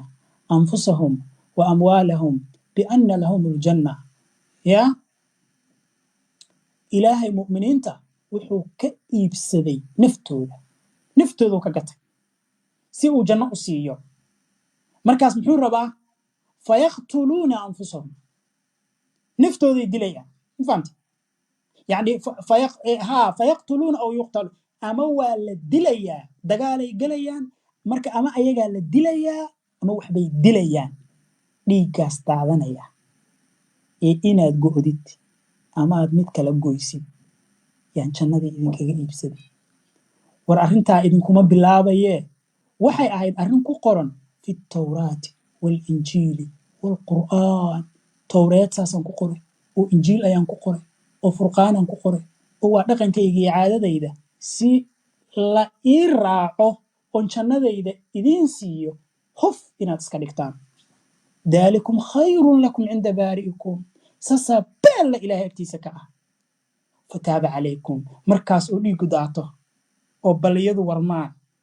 oo qaraabadu eber iska dhigto oo heel iyo asxaab dagaalka beder qaraabadii oo dhan eber iska dhigtay oo uxud laysku markaasaa malaa'igta imaanaysaa. mujeedaa markaasaa malaa'igtu imaanaysaa, markaasaa ciziga iyo sharafta iyo karaamadu imaanaya. waa goorma? waa marka dadku islaayaan, waa marka colaadu timaado, waa marka dhiigu uu dhulka ku daato, waa marka shimbiruhu iyo haadku ay mujeedaa isdila ayaa laleeyahay. taqtuluuna anfusakum, naftiinaa dilaysaan. haddii xataa waxaa disho la waayo waa isdilaysaa, adaa isdilaayo. faqtuluu anfusakum, naftiina dila. daalikum khayrun lakum cinda baari'ikum. hadda xaggee joognaa? hadhow baa imaanaysaa, qof khatar aha isaga kay dhigaysaa. buug aad ka akhrisay, meel kusoo akhrisay ayaad korkayga ku akhrinaysa. markaas waxaa leedahay diinta islaamku waxaa la yiri adduunka, talyaaniga, faransiiska, ingiriiska, dadkii caalamka oo dhan ayaa waxa weeyeen cir iyo dhul ayaa laga yimid. islaamku wuxuu wax aad rabta iska sheegaysaa. xitaa laakiin adigu hal mar ilbiriqsi kuma fikraysid waxa hortaada yaalla. waryaa sidaad u dhihi kartaa ilaah raxmaan raxiim ah, ilaah garasho iyo caqli leh baa aadanaha dhan inta isku fasaxo yaa marka dhiigu daato uu isagu degaa. war mahumbayl iyo faqaburaala meesha lagu shidayaa? war meesha saar miyaa la garaacayaa? war ma go'yaal guduudana yaalla? marka ay maaragtay xoolaha la gowraco, fiiri anaga laftirkeenu isla caqliyadaasaan ku raaxaysanaa. ilaahay haddana si aan usii raali garayna maxaan samaynaynaa? maalinta xajka maxaan samaynaynaa? alhadya waalqalaa'id, xoolahaan gowracaynaa. maalinta udxiyada maxaan samaynaynaa? dhiig leh. horta dhiiggu waa inuu daataa, dhiiggaasaa lagu raaxaystaa. kulamaa ilaahay aan u dhowaano fasalli lirabbika wanxar. fasalli lirabbika, salaada iyo gowracu waa isla socon. talow yaa la gowracaa? xataa wax la gowracaa lama sheegayo. fasalli lirabbika wanxar, iska gowrac, iska gowrac. waxaas la gowraca dhiiggaas markuu daato khalaas. waxaa jira moogtaa dad oo mar allaa marka xoolaha saa u gowracaanay afka la galaan, dhuunta xididka lagamtii cabbaayaan, yaa ay leeyihin. mujada warabbulciza caqliga noocaas way caqliga meesha yaallaa. yani waa oon caadi ah oo dhiig loo ooman yahay. war ii toobadkeen. markaa ii toobad keentid ayaan waxaan toobadaasi sax noqonaysaa markaad eber iska dhigtaan oo islaysaan. war muxuu uga baahan yahay garasho iyo caqligeena aan isticmaalnay walaalayaalow? wixii carabi ku qoran bayaanan jadboonine. welidna waa nala ku dhalay diinta, waan ku barbaarnay. geeska afrikaan deganaa, waalidkan ka faracaan u haysanaa. laakiin caqli saasoo kalea diimaha dhan adduunka dhan loogu haystaa. qolo kasta diimaheeda sidaasay u qadisaysaa. waa khatar, laakiin gudaha ma ogolayso. hadhow wixii aad leedahay dadyowga kale markaa aragto, kuwa hindiya jooga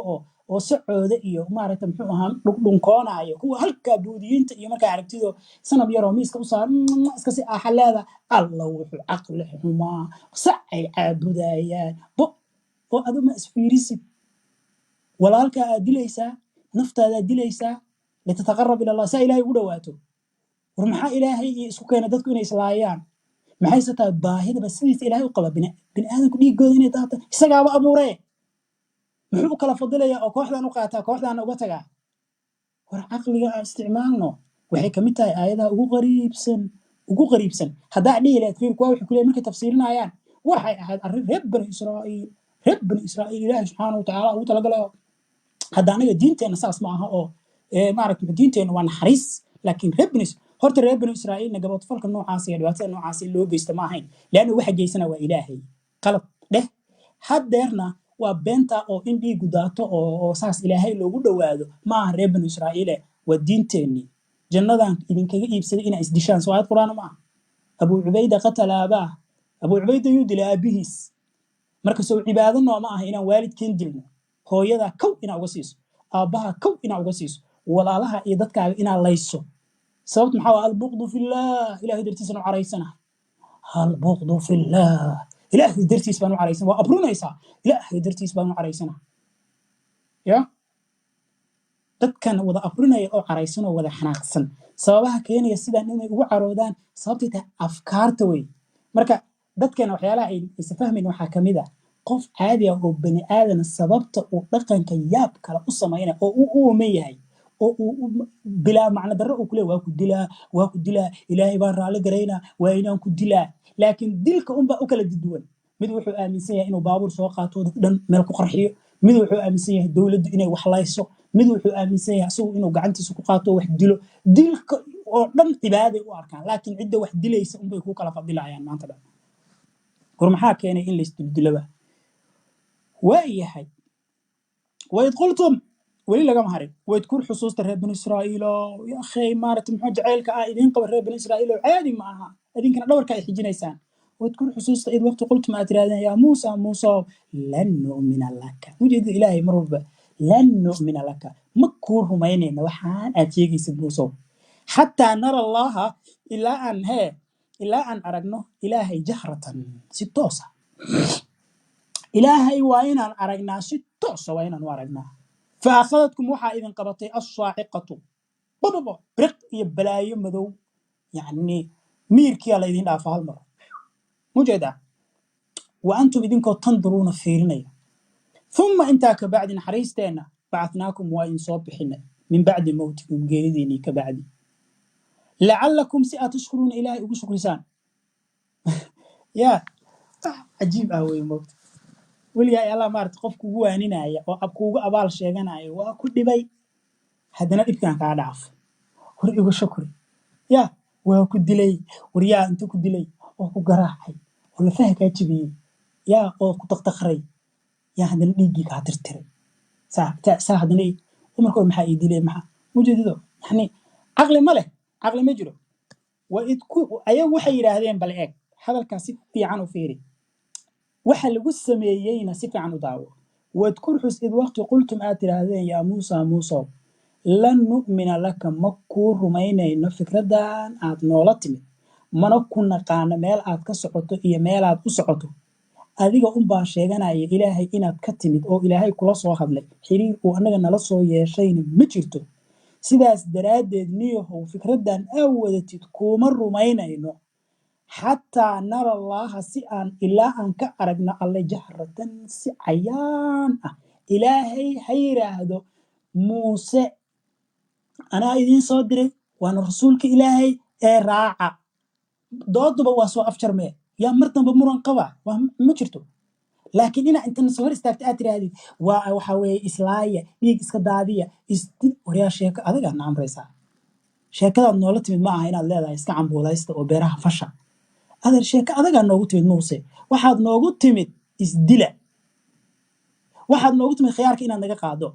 waxaad noogu timid inaad addoommo naga dhigto oo cid aanaan aqoonin addoommo nooga dhigto waxaad noogu timid sharafteena iyo karaamadeenna inaad dhumiso waxaad noogu timid kaligaa inaan ku raacno oo aan nidaamkeennii wadatashigeennii iyo dowladnimadeennii iyo wixii naga dhexay naga burburiso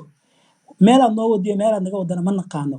haddaa ilaahay ku soo dirsaday ilaahay soo adiga kulama soo xiriirin oo dad ahoo annaga naga tirsan oo wiil aan dhalnay ah annagana waa nala soo xiriiri karaa inta noo yimaada ha yidhaahdo muuse anaa soo dirsaday bal marka su-aasha idi weydiinaa waxay tahay adinka yaa maxaa dhibahoo ku jaban intaas maxaa dhibahoo ku jaban waa su-aal caadi ah haye maxaa dhacay marka mar allaala markaa su-aashaasba keenteen akhadadkum saaciqa idin qabat saaciqadu waxaa weeye waa wax macnaha waxay ku dhac saaciqa fa akhadadkum saaciqa calashaan waxaa weeye madaxa iyo majihiyaa laysugu dhuftay wey madaxii iyo majiyaa laysugu dhuftay dhulka ayaga dhammaa maarata muxuu ahay sidii wax nafta laga qaaday aayadda qur-aanka qaabkay u hadlaysa waxaa weeye naftaaba laga qaaday saas weeye nafta markaad eraygaa ku dhawaaqdeen yaa nafta idinka qaadnay wa antum tanduruun idinkoo fiirinayo ma aqaano qofka nafta laga qaadaa suu isu fiiriyo ayada laftirkeedu waa su-aal qof naftu ka socoto suu isu fiiriyo ma aqaano laakiin si kastaba xataa nara allaha muxuu ahe wa antum tanduruun saasay aayaddu leedahay uma intaa dabadeed bacathnaakum waan idin soo saarnay bacathnaakum waan idin soo saarnay min bacdi mawtikum geeridiinnii ka bacdi haddii marka dhimashadii caadiga ahayd ay ahayd oo aysan ahayn in xoogaa qaybuubo la geliyey ama miirkooda loo dhaafay keliya aysan ahayn ee ay tahay geeri sida ayaddu sheegaysoba waxaa meesha ka muuqata qur-aanku wuxuu leeyahay xaraamun calaa qaryatin ahlaknaaha annahum laa yarjicuun yacni qola aan dilnay oo nafta ka qaadnay suurtagal maaha dib dambe inaan usoo celino marka waxay noqonaysaa iskhilaaf qur-aanku iskhilaafayo inuu meelo badanna waan ku aragnaa qur-aanku saas sheegayo macnaha dad uu nafta ka qaado oo uu soo celiyo 100 sano uu dhinsanaa kabacdi aa la soo celiyey maaragta meelo badan aan ku aragnaa marka in inta wax nafta laga soo qaado la soo celiyo qur-aanku wuu diidaa haddana wuu isaga laftigiisaa sheegta si kastaba qoladii waa la soo celiyey meeshaan marka waxaan dareemaynaa waxa mar kasta aan aragno oo ah su'aalaha caqliga ku salaysan ee mar walba ay ambiyada ula yimaadaan qoomkoodu jawaab saxa kama laguma wajaho waxaa lagu wajahaa jawaab cabsiin ah oo cabsiin u ah qofka hadda lala hadlaayo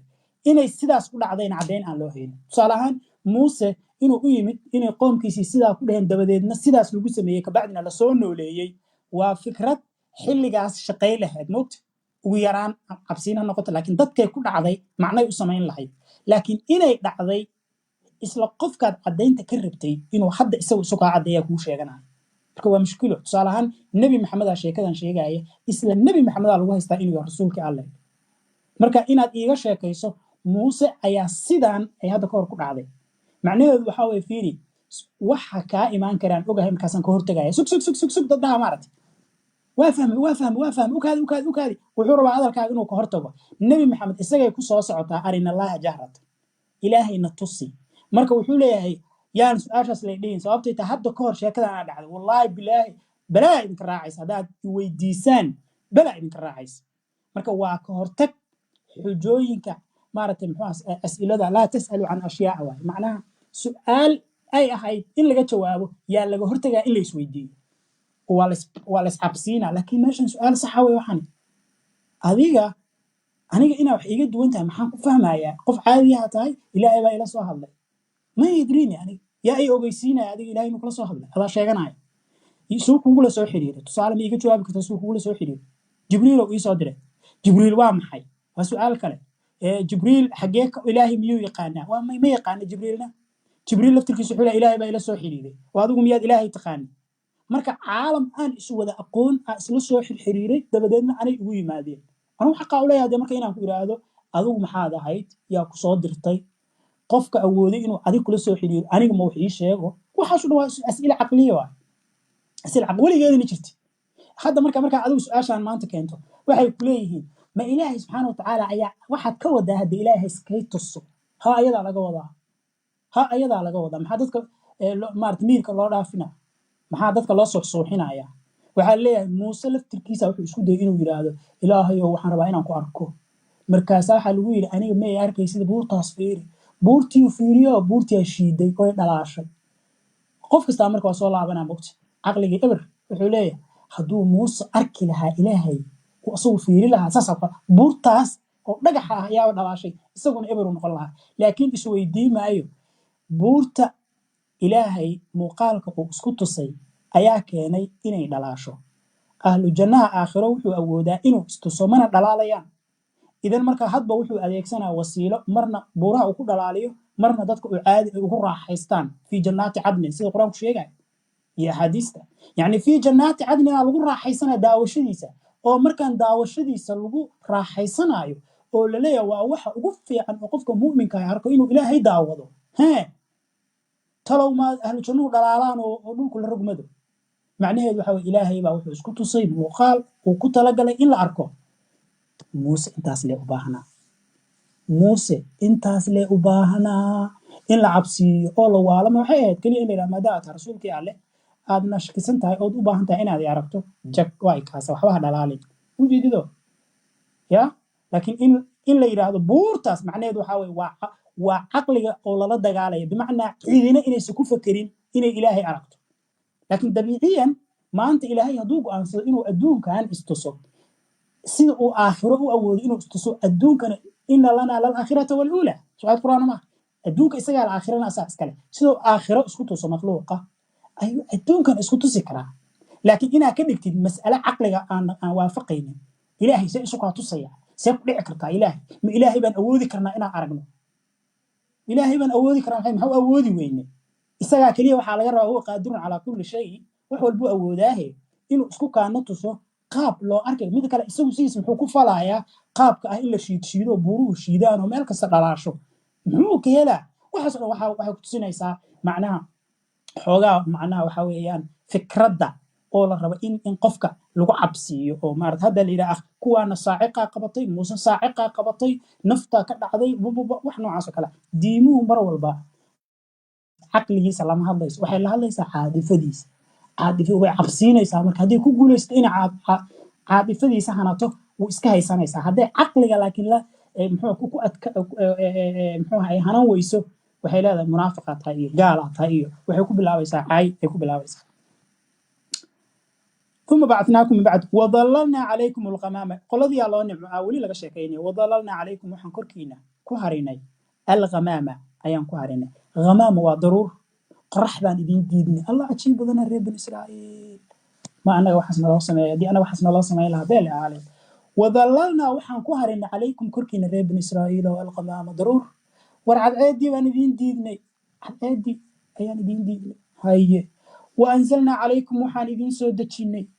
لأول مرة مركب يقول رئيس في التاريخ المن والسلوى المن وحكستو يعني واحد اسكتر هذا المن علماء واحد بدنا يكون شيئين لكن واحد كسوق هذا ملب المن ملب يا والسلوى شنبر دبن أو نبلان ترتيب وحسوا كوريا جيتك معها جوريجا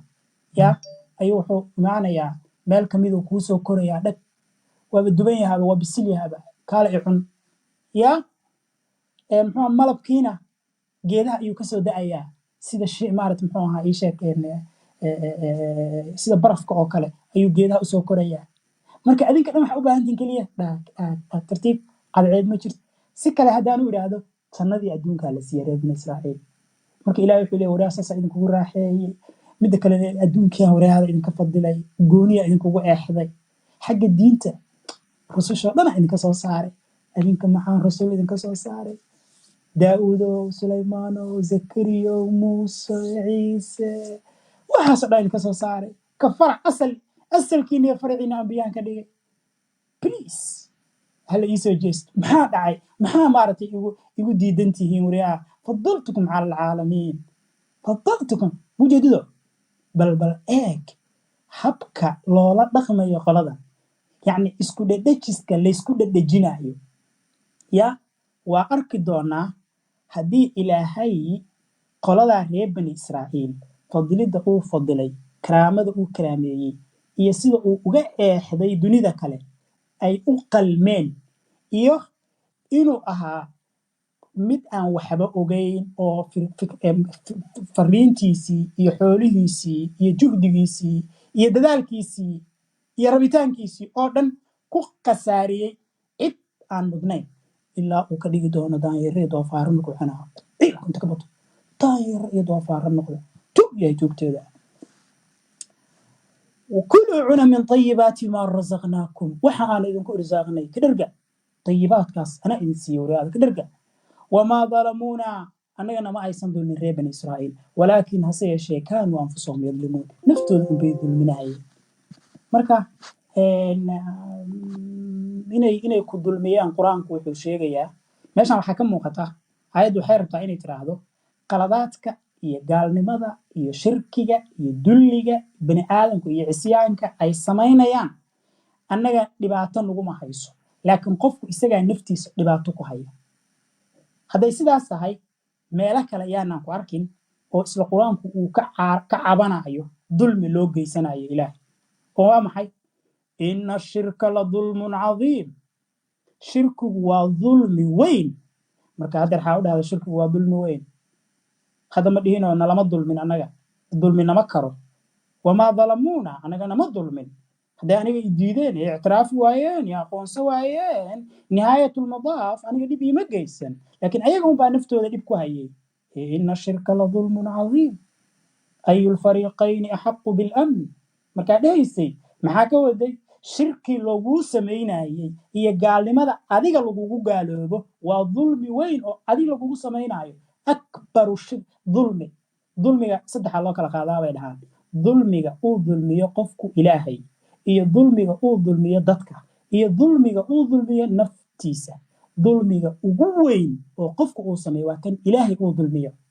ee duruustiisaasna laku baray waa maxay iyo annaga nama dulmin waxaa fahmaysaa marka qur-aanka marka aan fasirayno iyo sheekada bannaanka qur-aanka aan ku hayno ismale saas daraaddeedaan laba ilaah kala barannay ilaah bannaanka jooga oo annagu aan abuurnay oo uu yidhi cabdallah alqusaymi allah kaa'inun khalaqnaahu fii adhaanina fataxakama fiina ilaahay waa wax aan anagu maskaxdeena ka samaysanay dabadeedna maamulanaya annagaa jaangoynay sifaadkiisa wixiisa dhan annagaa abuurnay bannaanka saasuu ku yahay amaa markaan qur-aanka dhex joogno yani waxaan ka sheekaynaynaa kaa'in kale ayaan ka sheekaynaynaa aayadda ugu dambaysa wadkur xus weli waxaa socota reer bani israa'iil casharkeenna berri xitaa waa sidaa wadkur xus id waqti qulnaa aan ku nidhi udkhuluu gala reer bani israa'iilow haadihi alqaryata magaaladan fakuluu ka cuna minhaa magaalada xaytu shi'tum meeshaa doontaan ragadan aklan ragadan barwaaqo iska cuna iska raaxaysta wadkhuluu albaaba albaabkana ka gala sujadan adinkoo sujuudsan waquuluu waxaad tidhaahdaan xitatun xita dhaha waa arki doonaa xidada waxaa laga wado markaasaa yeeshaan naqfir lakum waxaan idin dhaafaynaa khataayakum ayaan idin dhaafaynaa dembiyadiina iyo khaladaadkiina oo dhan ayaan idin dhaafaynaa wasanasiidu lmuxsiniin yacni kuwa oo muxsiniinta oo fiicanna wax walbaan siinaynaa aan u kordhinaynaa aayaddu marka waa aayad kale oo reer binu israa'iil laleeyahay war tolkiinnii iyo faraciinnii iyo qabiilkii horood ka dhalateen war waxaana u samayna waxaana ka mid a inaan ku nidhi udkhuluu haadihi alqaryata magaaladan gala dabcan iga dabageeyaad u baahantihiin sheekadii ahayd oo ah magaaladee laakiin waxaa noo jooga afmiishaarada mufasiriinta afmiishaaraan u aqaana aniga sida cabaas cabdinuur uu ku tilmaamay wuxuu yidhi afmiishaaro meel walba oy god ka arkaanay buuxiyaanuu yidhi meel kastoo god ku arkaan fajwa meesha is yidhahdaan waa dalooshaa dhagxaan iyo wax maarata muxuu ayay ku qarinayaan yani si aan loo arkin marka haadihi alqarya inta soo boodaan waxay ku leeyihiin baytulmaqdes waaye ama aryaxaa magaalooyin kala gedisan ikhtalafa alculamaa culimmadu waxay isku khilaafeen alqarya maxay isku khilaafayaan mataqaanaan culimmada leanna culimmada waxaa la siinaa fikrad aan caddayn hadda markii lagu yidhaahdo soomaaliya qofku ka sheekayna u magaaladaasaan tegey magaaladii wuu kuu sheegay magaalada ma kuu qeexo laakiin hadduu ku leeyahay magaalaan galay yani waxaa kugu wareegaysa magaaladee marka adiga waxaa ku khasban tahay inaad tidhaahdid taasuu ka wadaa taasuu ka wadaa haddii kale runta inaad sheegtid oo aad tidhaahdid adeer magaalo qeexan iima aadan sheegin si daraaddeed waay aan ugu mashquulaa inaa anigu kuu raadiyo magaaladii aad gashay marka qulnaa udkhuluu haadihi alqarya laakiin magaalada taariikhiga ee laga sheekeeyahay waa un magaaladaas bcause waxaa anaga laftirkeena waxaan u baahannahay sheekada markaan sheegin in isku aadaado waayo haddii kale qaab ani xataa ma ifahmaysaan marka si aadnaan u fahmin aniga inaan wax idin fahamsiin lahay mararka qaarkood waa inaan aniga laftirkeygu siyaasadda culimmada isticmaalo oo aan idiin soo tuuro magaalada meelaha bannaanna inaan wax ka buuxiyo waay wailaa haddii kale sheekadeyda laftirkeyga waa ku wareereysaan xaqan hadalkaas waa run leannu haddaan iraahdo sida wax u qoran yihiin bisa u sheegaa mararka qaarkood adinkaa waxaa ku wareereysaan muxuu ka hadlaa risaaq marka ugu yaraan meelaha waxa ay ku buuxiyeen waa inaan idiin sheego si aan ugu yaraan u fahamno fikradda ayagu ay keeneen iyo tii asalka ahayd marka aa isbarbar dhigtaan udkhuluu haadihi alqaryata magaaladan gala horta magaaladu maxay ahayd magaaladu waxay ku leeyihin qolo kancaaniyiinaa joogay qolo xoog badanaa joogtay qolo oo magaalada deganeed wax noocaas oo kale ah oo aad iyo aad u awood badan haye qoladaasaa magaalada ka haystay iyaguna waxay ku jiraan marxaladda dhaho marxaladda tiiha sida qur-aanku meelo kale ku sheegayo 40 sanatan yatiihuuna fi lardi falaa ta'sa cala alqawmi alfaasiqiin misqaa dhaalimiin yacni waxa weeye 40 sano ayaa waxaa u suurtageli waayey magaalada inay galaan marka bannaankay meeraysanayaan meelahaas ayay meeraysanayaan okay marka qorshaa loo dejinaa fiiriya qorshaha marka wuxuu yahay magaalada ma rabtaa inaad gashaan magaalada gala sidaana iraahda kabacdi waxaan samaynayaa magaaladii waxaa idin fududaanaysa inaad maaragta muxuu ahaa inaad gashaan marka fakuluu minha xaytu shi'tum meeshaad doontaana magaalada ka cuna magaalada meeshaad doontaan ka cuna maxaa laga wadaa magaalada meeshaad doontaan ka cuna yani waxay kamid tahay hadal badida waxa la yidhaha mogta fiiri haddaad adiga magaalo timaado magaalada markaad timaado saa wuxuu cuni lahayd iyo saa beerahaaga u fala lahayd iyo saa u noolaa lahayd waa wax iska dabiiciya mogta laakiin fakuluu minha xaytu shi'tum meesha rabtaan ka cuna ragadan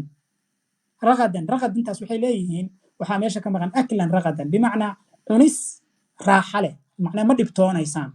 maxaa laga wadaa ma dhibtoonaysaan macnaa sheekadii loo sii wadayaa almanna wasalwaayi wadkhulu lbaaba albaabka ka gala magaalada sujadan adinkoo sujuudsan culimadu way ku wareereen waxay dhaheen dad see meel u galaan ayagoo sujuudsan marka ikhtalafa alculamaa culimadu waa isku khilaafeen waxa laga wada sujuudaan laanno caqliga caadiga sujuud haddii la yidhaahdo dee sujuuddu waa xaalad lagu sugan yahay xaalad lagu socdo maaha qofku markuu sujuudsan yahay macquul maaha inuu socdo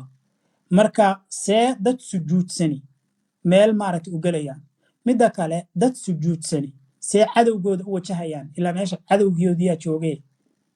marka niman dagaal inay dagaalamaan oo hubkooda qaataan oo ay magaaladooda xoraystaan la sugaayay marka adinkoo sujuudsan gala isdhiiba miya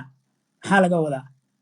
marka waa culimmadu maaragta muxuu raakiciin qaarkood dhaheen adinkoo rukuucsan xogaa waxay dhaheen sujuudda macquul maaha meeshana kama saari karnay maxaa ku xiga say dhaheen sujuudda rukuuca ku xigta marka kor aan u qaadnay dhaheen adinkoo xoogaa saasa socda iyada laftirkeedu nafsaasa male laakiin qaar waxay iska leeyihiin waxaa laga wadaa sujadan iyo waxaana waxaa laga wadaa adinkoo macnaha waxaa weeye dullaysan oo ilaahay ictiraafaya oo maaragta muxuu ahaa ku xiran alle oo khushuucsan gala magaalada waxaasoo idil waa maaragta waa in sujadantaas aan macquulka ahayn wax macquula u keeno waquuluu waxaad tidhaahdaan idinkoo khushuucsan oo dullaysan oo foorfoora oo ilaahay ku xiran xita dhaha xita qiraa'a ahaan iyo macno ahaan khilaaf dheer baa ka jira laakiin waxaan iska aadaynaa tafsiirka caanka ah oo koley laqbadeena soomaaliga caanka ku ah xita carabtuna ay dhahaan bimacnaa waxaa weeyaan ilaahoyoo noo dhaaf dembiga saas dhaha xita ma aha dabcan oo macno ahaan uguma jirto meesha laakiin sidaas ayaa waxay tahay sida caanka ah oo lagu fasiro laakiin xita carabi ahaan iyo qiraa'a ahaan iyo maqsuudkeeda intaba way isla dhaadhaafeen wadaadadu way ku wareereen xita waxa laga wado waquuluu dhaha xitatun dabcan waa erey laga dalbada inay dhahaan naqfir lakum waxaan idiin dhaafaynaa dembigiinaan idiin dhaafaynaa khataayakum wasanaziidu lmuxsiniin fabadala aladiina dalamuu fabadala way bedeleen aladiina kuwii dalamuu dulmiga sameeyey qawlan bay ku bedeleen hadal gayra aladii kii aan ahayn qiila lahum loo yiri hadalkii lagu yiri xita dhaha way bedeleen ujeedido nimankan ilaahay maba isku meelba kuma socdaan laakiin waxaa su-aal waay ilaahay ugu mashquulsan yahay muxuu ugu mashquulsan yahay because fiiri mar walba wuxuu rabaa inuu ka sheekeeyo wanaag inuu u galay reer bani israa'iil wanaaggiina abaal ka soo laabtay hal mar ma hayo marka mar kastana waxbuu siinayaa marka muxuu ahaa yani sagaaraysow ima baratid bimacnaa sow ma barto nimanka oo ma fahmo inay yihiin waxaan mudnayn waxa uu siinaayo ama eexda uu u samaynayo iyo sharafta gooniya oo ayaga siinaayo ma dareemayo miya macnaha inaysan mudnayn mar kasta waxbuu u samaynayaa jawaabtooduna waxaa weeyaan wax aan munaasab ahayn wey sida ka muuqata waxay ku bedeleen hadalkii lagu yiri hadal aan ahayn sidaan idiin sheegayba qisadu meeshan waxay ugu jirtaa iyadoo qaabka faahfaahsan ee macquulka ah aan ugu jirin waxaa ka roon maaragta muxuu ahaa in lagu daray ahayd oo meel laysugu keeno qisada suuratulmaa'ida ku jirta oo xoogaa ay ka muuqato habka looga dalbaayo magaalada inay galaan iyo jawaabaha ay bixinayaan xitaa macluumaadka ay dhiibayaan tusaale ahaan markii lagu yiri ordaha magaalada gala oo sidaan sameeyay magaalada xoraysta hadallo qallafsan ay u isticmaaleen oo ay ka muuqato mar walba bahdilaad ku wajahan muuse iyo ilaahiisa مثلا waxay yiraahdeen waxa kamida muxuu ahaa idhab anta wa rabbuka faqatila inna ha huna qaacidun adiga iyo rabbigaagu inta israacdaan ya dabcan waxa tiin dad oo ma aha macnaha waxa weeye adinkaaba noo dulaysan sheekaha camal yani adinkaaba nagu mamman oo nagu mashquulsanay inta labadiinu baxdaan hadaad moogtahay de rabtaan inaan idin qadarino idin qiimayno adiga iyo ilaahaagu israaca magaalada soo xoreeya markaad nimanka ka bixisaan oo magaalada nadiifisaan ogeysiis keliya noo keena innaa ha hunaa qaaciduun anuu halkaan iskasii fadhinaynaa ideen akhi anagu dhiig ma galayno colaad ma rabno dhib ma rabno adiga iyo ilaahaagu soo khatar ma tihidin fiiri sarbee baa ku jirta meesha hadalkaa si fiican fiiriya sarbee baa ku jirta sarbeebtaasoo ah muuse cid kula socota male ee sheekadan nagala tag bimacnaa ma ogola in ilaahay la socdo ma fahamtay waa ka jan marka muusow soo ma dhehaysid ilaahay baa ila socda ilaahay baa isoo diray asxaan yar noo samee adiga iyo rabbigaa taga yaa meesha soo nadiifiya kabacdi ogeysiis le noo keen sanaquulu xita wa alfa xita ma fahamtay xita anaa isaga celcelinayne ordaha magaala noo soo nadiifiya markii sheekadii ay soco weyse oo ay arkaan marka inaysan macnaha waxa weeye waxba muuse uusan arrintaas iyo shuqul ku lahayn ayagoo ku xumaynaya marka ku xumayn camal xita meeshay ka dhihi lahaayeen yay qaarkood waxay yidhaahdeen xinta oo ah waraadha annagu xita cidna dembi dhaaf kama rabnee keliya waxaan u baahannaha waxaan cunno marka taasaan anaga adiga kaa dalbanayna ma rabtaa inaad ilaahay waxaan rabno na siiyo ordoo xinta hanoo keeno taasoo ah nooc cuntada ka mid a yacni cuntadaasaan u baahannahay hanoo keeno maarata hanugu mashquulinin fiiri mar walba waxay ku leeyihiin dadka ilaa yowmina haada moogtahay waxay ku leeyihiin ilaahay bari waa helaysa ilaahay wax ku siinaayo ma arkayaan keliya waxay ku leeyihiin bari oo ducee oo dembi dhaaf weydiis erayada iska fudud qofku inuu sameeyo ilaa dembiga idhaaf waa la dhihi karaa moogta laakiin marka ay timaado waxyaalaha noloshaada dhab ahaan u quseeya eed u baahan tahay lagama yaabo inaad sida ay tahay inaad u hesho keliya waa iska dhaadhicine ilaahay baa waxaas i siiyey indhaha ilaahay baa igu xirxiray dhagaha iga taagay maskaxda ii yeelay waagu markuu baryay maasha allah caafimaadka allah i siiyey cuntada allah i siiyey waa xoogaa waxaasad rabtaa inaad isaga saarto laakiin haddaad damacdo adigu inaad ilaahay ula dhaqanto sida uu rabo yani qaabka uu isagu kula hadlaayo haddaad damacdo inaad uga hortimaadid oo tiraahdo okay maxaa iga rabtaa waxaan salaad inaad tukato haa waa tukaday haa ma tukano haa anigana waxaanan kaa rabaahe salaadii ma iga soo tegino adiga kuma soo jirto haa ha kaa soo tagto waxa aan raba aniguna ha ii timaado jeeda lagama yaabo saa ma u helaysa saas daraaddeed xagal wareejis marka ayaga xita wadaadku wuxuu ku leeyahay qul xita adigana waxaa leedahay xinta weligeed isma keenaysaan because xita waa fududahay laakiin xinta ma fududa xita waxay u baahan tahay in la dhaho xintana waxay u baahan tahay in la cuno ujeedado weligeed isku imaamayno waa meesha caqliga iyo caadifadu aysan isku keenaynin ilaahay caafimaad isii uu leeyahay qofku caafimaadka dhakhtarow tagaa daawo cunaa waa rafaadaa ameerika iyo hindiya iyo jarmalku aadaa kabacdi wuxuu leeyahay allah ilaah waidaa maritu fahuwa yashfiin marka cudurku igu dhacaysa ay caafinaya isagoo caafinaya marka waxa sariirtaasaa jiiftaa meelna ha u dhaqaaqin haddii arrintu ilaahay ku xiran tahay bari dabadeedna caafimaadka hel laakiin markaad diyaaradaha adduunka oo dhan dhammayso ood caalamka isbitaalladiisa oo dhan soo marto oo daawo kasta tijaabiso oo ama u dhimato ama bogsooto yaa waxaa leedahay xita no xita saas maaha xinta haa la rabaa xinta maxaa waaye sariirta ha ka tegin waxa adi aad rabtay ha lagu keeno mujadado liannahu waxa adiga lagaa rabo isla markaad dhiibtaa waxaa lagu leeyahay soddonkiyaa ka tuuraysaa soddonku markii soonku kuu dhammaado waa in waxa adi aad rabta aa hesho laakiin maxay kuu keeneen qorshay kuu keeneen oo waxay ku leeyihiin ducadaada waxa weye waa lagu dhaqaalaynayaa ducada haddaa maanta adduunka lagu siiyo okay haddii kale aakhira lagu siinaa labo amase balaayo kuu soo socotay ayaa lagaaga celinayaa markaas waxaas leedahay saaka waa lagu soo geli rabayaa ducadaadiyaa ka hortagtay dhag caqligu laakiin isweydii maayo ilaahan wax maaragtay muxuu ahaa guntumaynaya oo saddexda shay guntuma iigu xirxiraa ducadayda eele kistaan waa kugu dhaqaaleeyey aakhiran wax kugu siina tanna kistaana adduunkan kugu siina kistaana meelahan waxbaan kaaga celina yaa marka wixii ducaaho xaggaaga ka soo taga oo dhan isaga niyeysa haddaad jawaabtooda weyso meelahaas inaan kugu xirxiray su'aal isweydii maysid oo ah isagu waxaanoo dhan sow ma awoodi karo yacni hal mar sow awood uma leyse waa ilaahay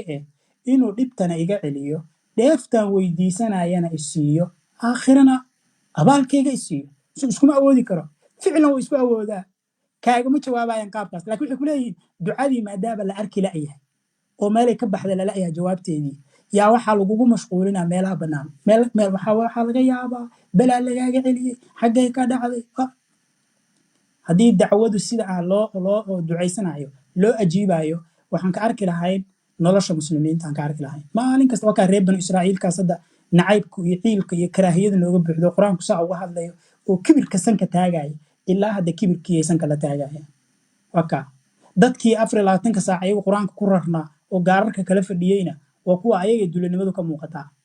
weligood shalayna sidaasaa looga daba ordayay carabi uga daba ordaysa yaa iyaguna waxay rumaysnaayeen inay yihiin dad sharaf leh oo diin leh oo karaamo leh oo taariikh leh oo magac leh oo dhulka leh ma fahamti baadiyay u arkeen saasay u arkeen runtii ilaa yowmina haadaan si intii bay ka aaminsan yihiin ama ducayso ama qayli ama 70 sano kacbada ka soo ooy oka maaragtay muxuu baytulmaqdiska iyo dhulkaas isagaas ka jooga marka fa anzalnaa xogaa markaan ilaahay wuu xanaaqay marka laakiin intaanan qaybtaas gaarin waxaa la leeyahay waxay yidhaahdeen qowlan hadal hayra aladii kii aan ahayn qiila lahum loo yiri eeg yani waxaa moodaa mushkiladda jirta mar walba culimmadu marka iskhilaafayaan ha la yaabin khilaafkooda ee khilaafka cidda ku ridaysa la yaab anugu halkaasaan aadaa moogta saas daraaddeed ma doonayo madhab inaan qaato waa sababtaa u diiday madhab inaan qaato aniga waxaana midabka shaaficiyada leanna waxaan ogahay sababta u samaysmay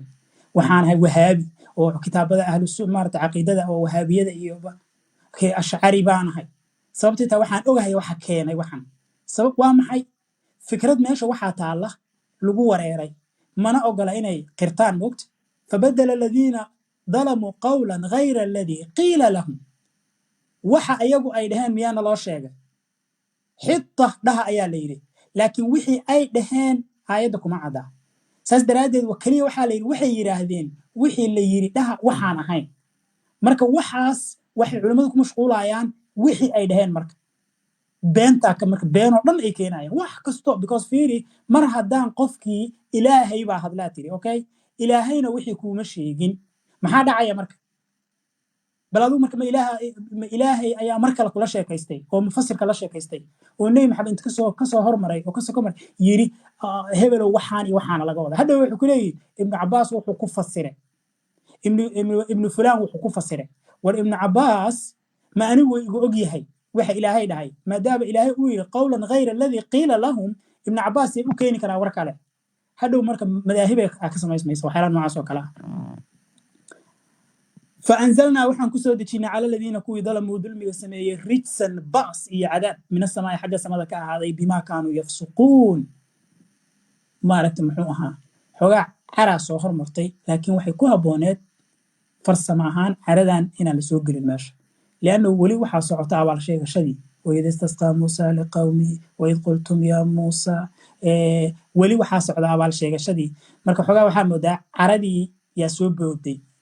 يا وقفك بني آدم كامر والبو على قدر ما عرض هيس حال مركي ريتشن من السماء انت قدال ان laga sheego kadib marka naloo dhameystiro abaalka laakiin intaas iska dul qaato xoogaa maartu waa lagu soo dhex tuuray waxa la yiri ricsan min as-samaa ricsigaas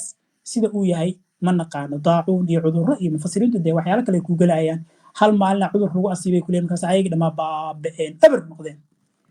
intaasan ku soo dhameynayna ayada 19 bay noo sheegaysaa maqaradaas waxaan rajaynayaa in maaragtay muxuu ahaa tafsiirka qur'aanka anigu marka aan fasiraayo waxaa laga yaabaa qaabka aan u hadlaayo iyo luqadda aan adeegsanayo inay ka duwan tahay luqada aad ku maqasho mar walba ixtiraamkii dheeraadka ahaa iyo hadalladii la isticmaalayay inaad igala adahay shaki kuma jiro laakiin waxaasoo dhan waxay ka imaanayaan waxaa weeye aniga oo la sheekaysanaya wiil af carabi ku hadlaya oo raba inuu isaga kay dhigo ilaahay wakiil inuu ka yahay marka dhiiranaanshahaygu wuxuu ku socdaa wiilkaas ee kuma socda ilaahay bimacnaa haddii ilaahay uu hadlayo wuxuu awoodi karaa siyaalo badan inuu hadlana ma u baahna aslan inuu hadlana ma u baahna inuu bani aadan adeegsadana ma u baahna sidaa daraaddeed luqadda adag een isticmaalayo waxay ka timid iyadoo fikradda meesha taallaahay ay u qoran tahay fikrad qof bani aadanihi uu leeyahay welibana uu u dhisay qaab ka hoosaysa habka laysu naqdiyo ama caddaymaha laysugu raadsado ama laysku fahmo intaasan kusoo gabangabeynayaa waa mahadsantihiin Cabdi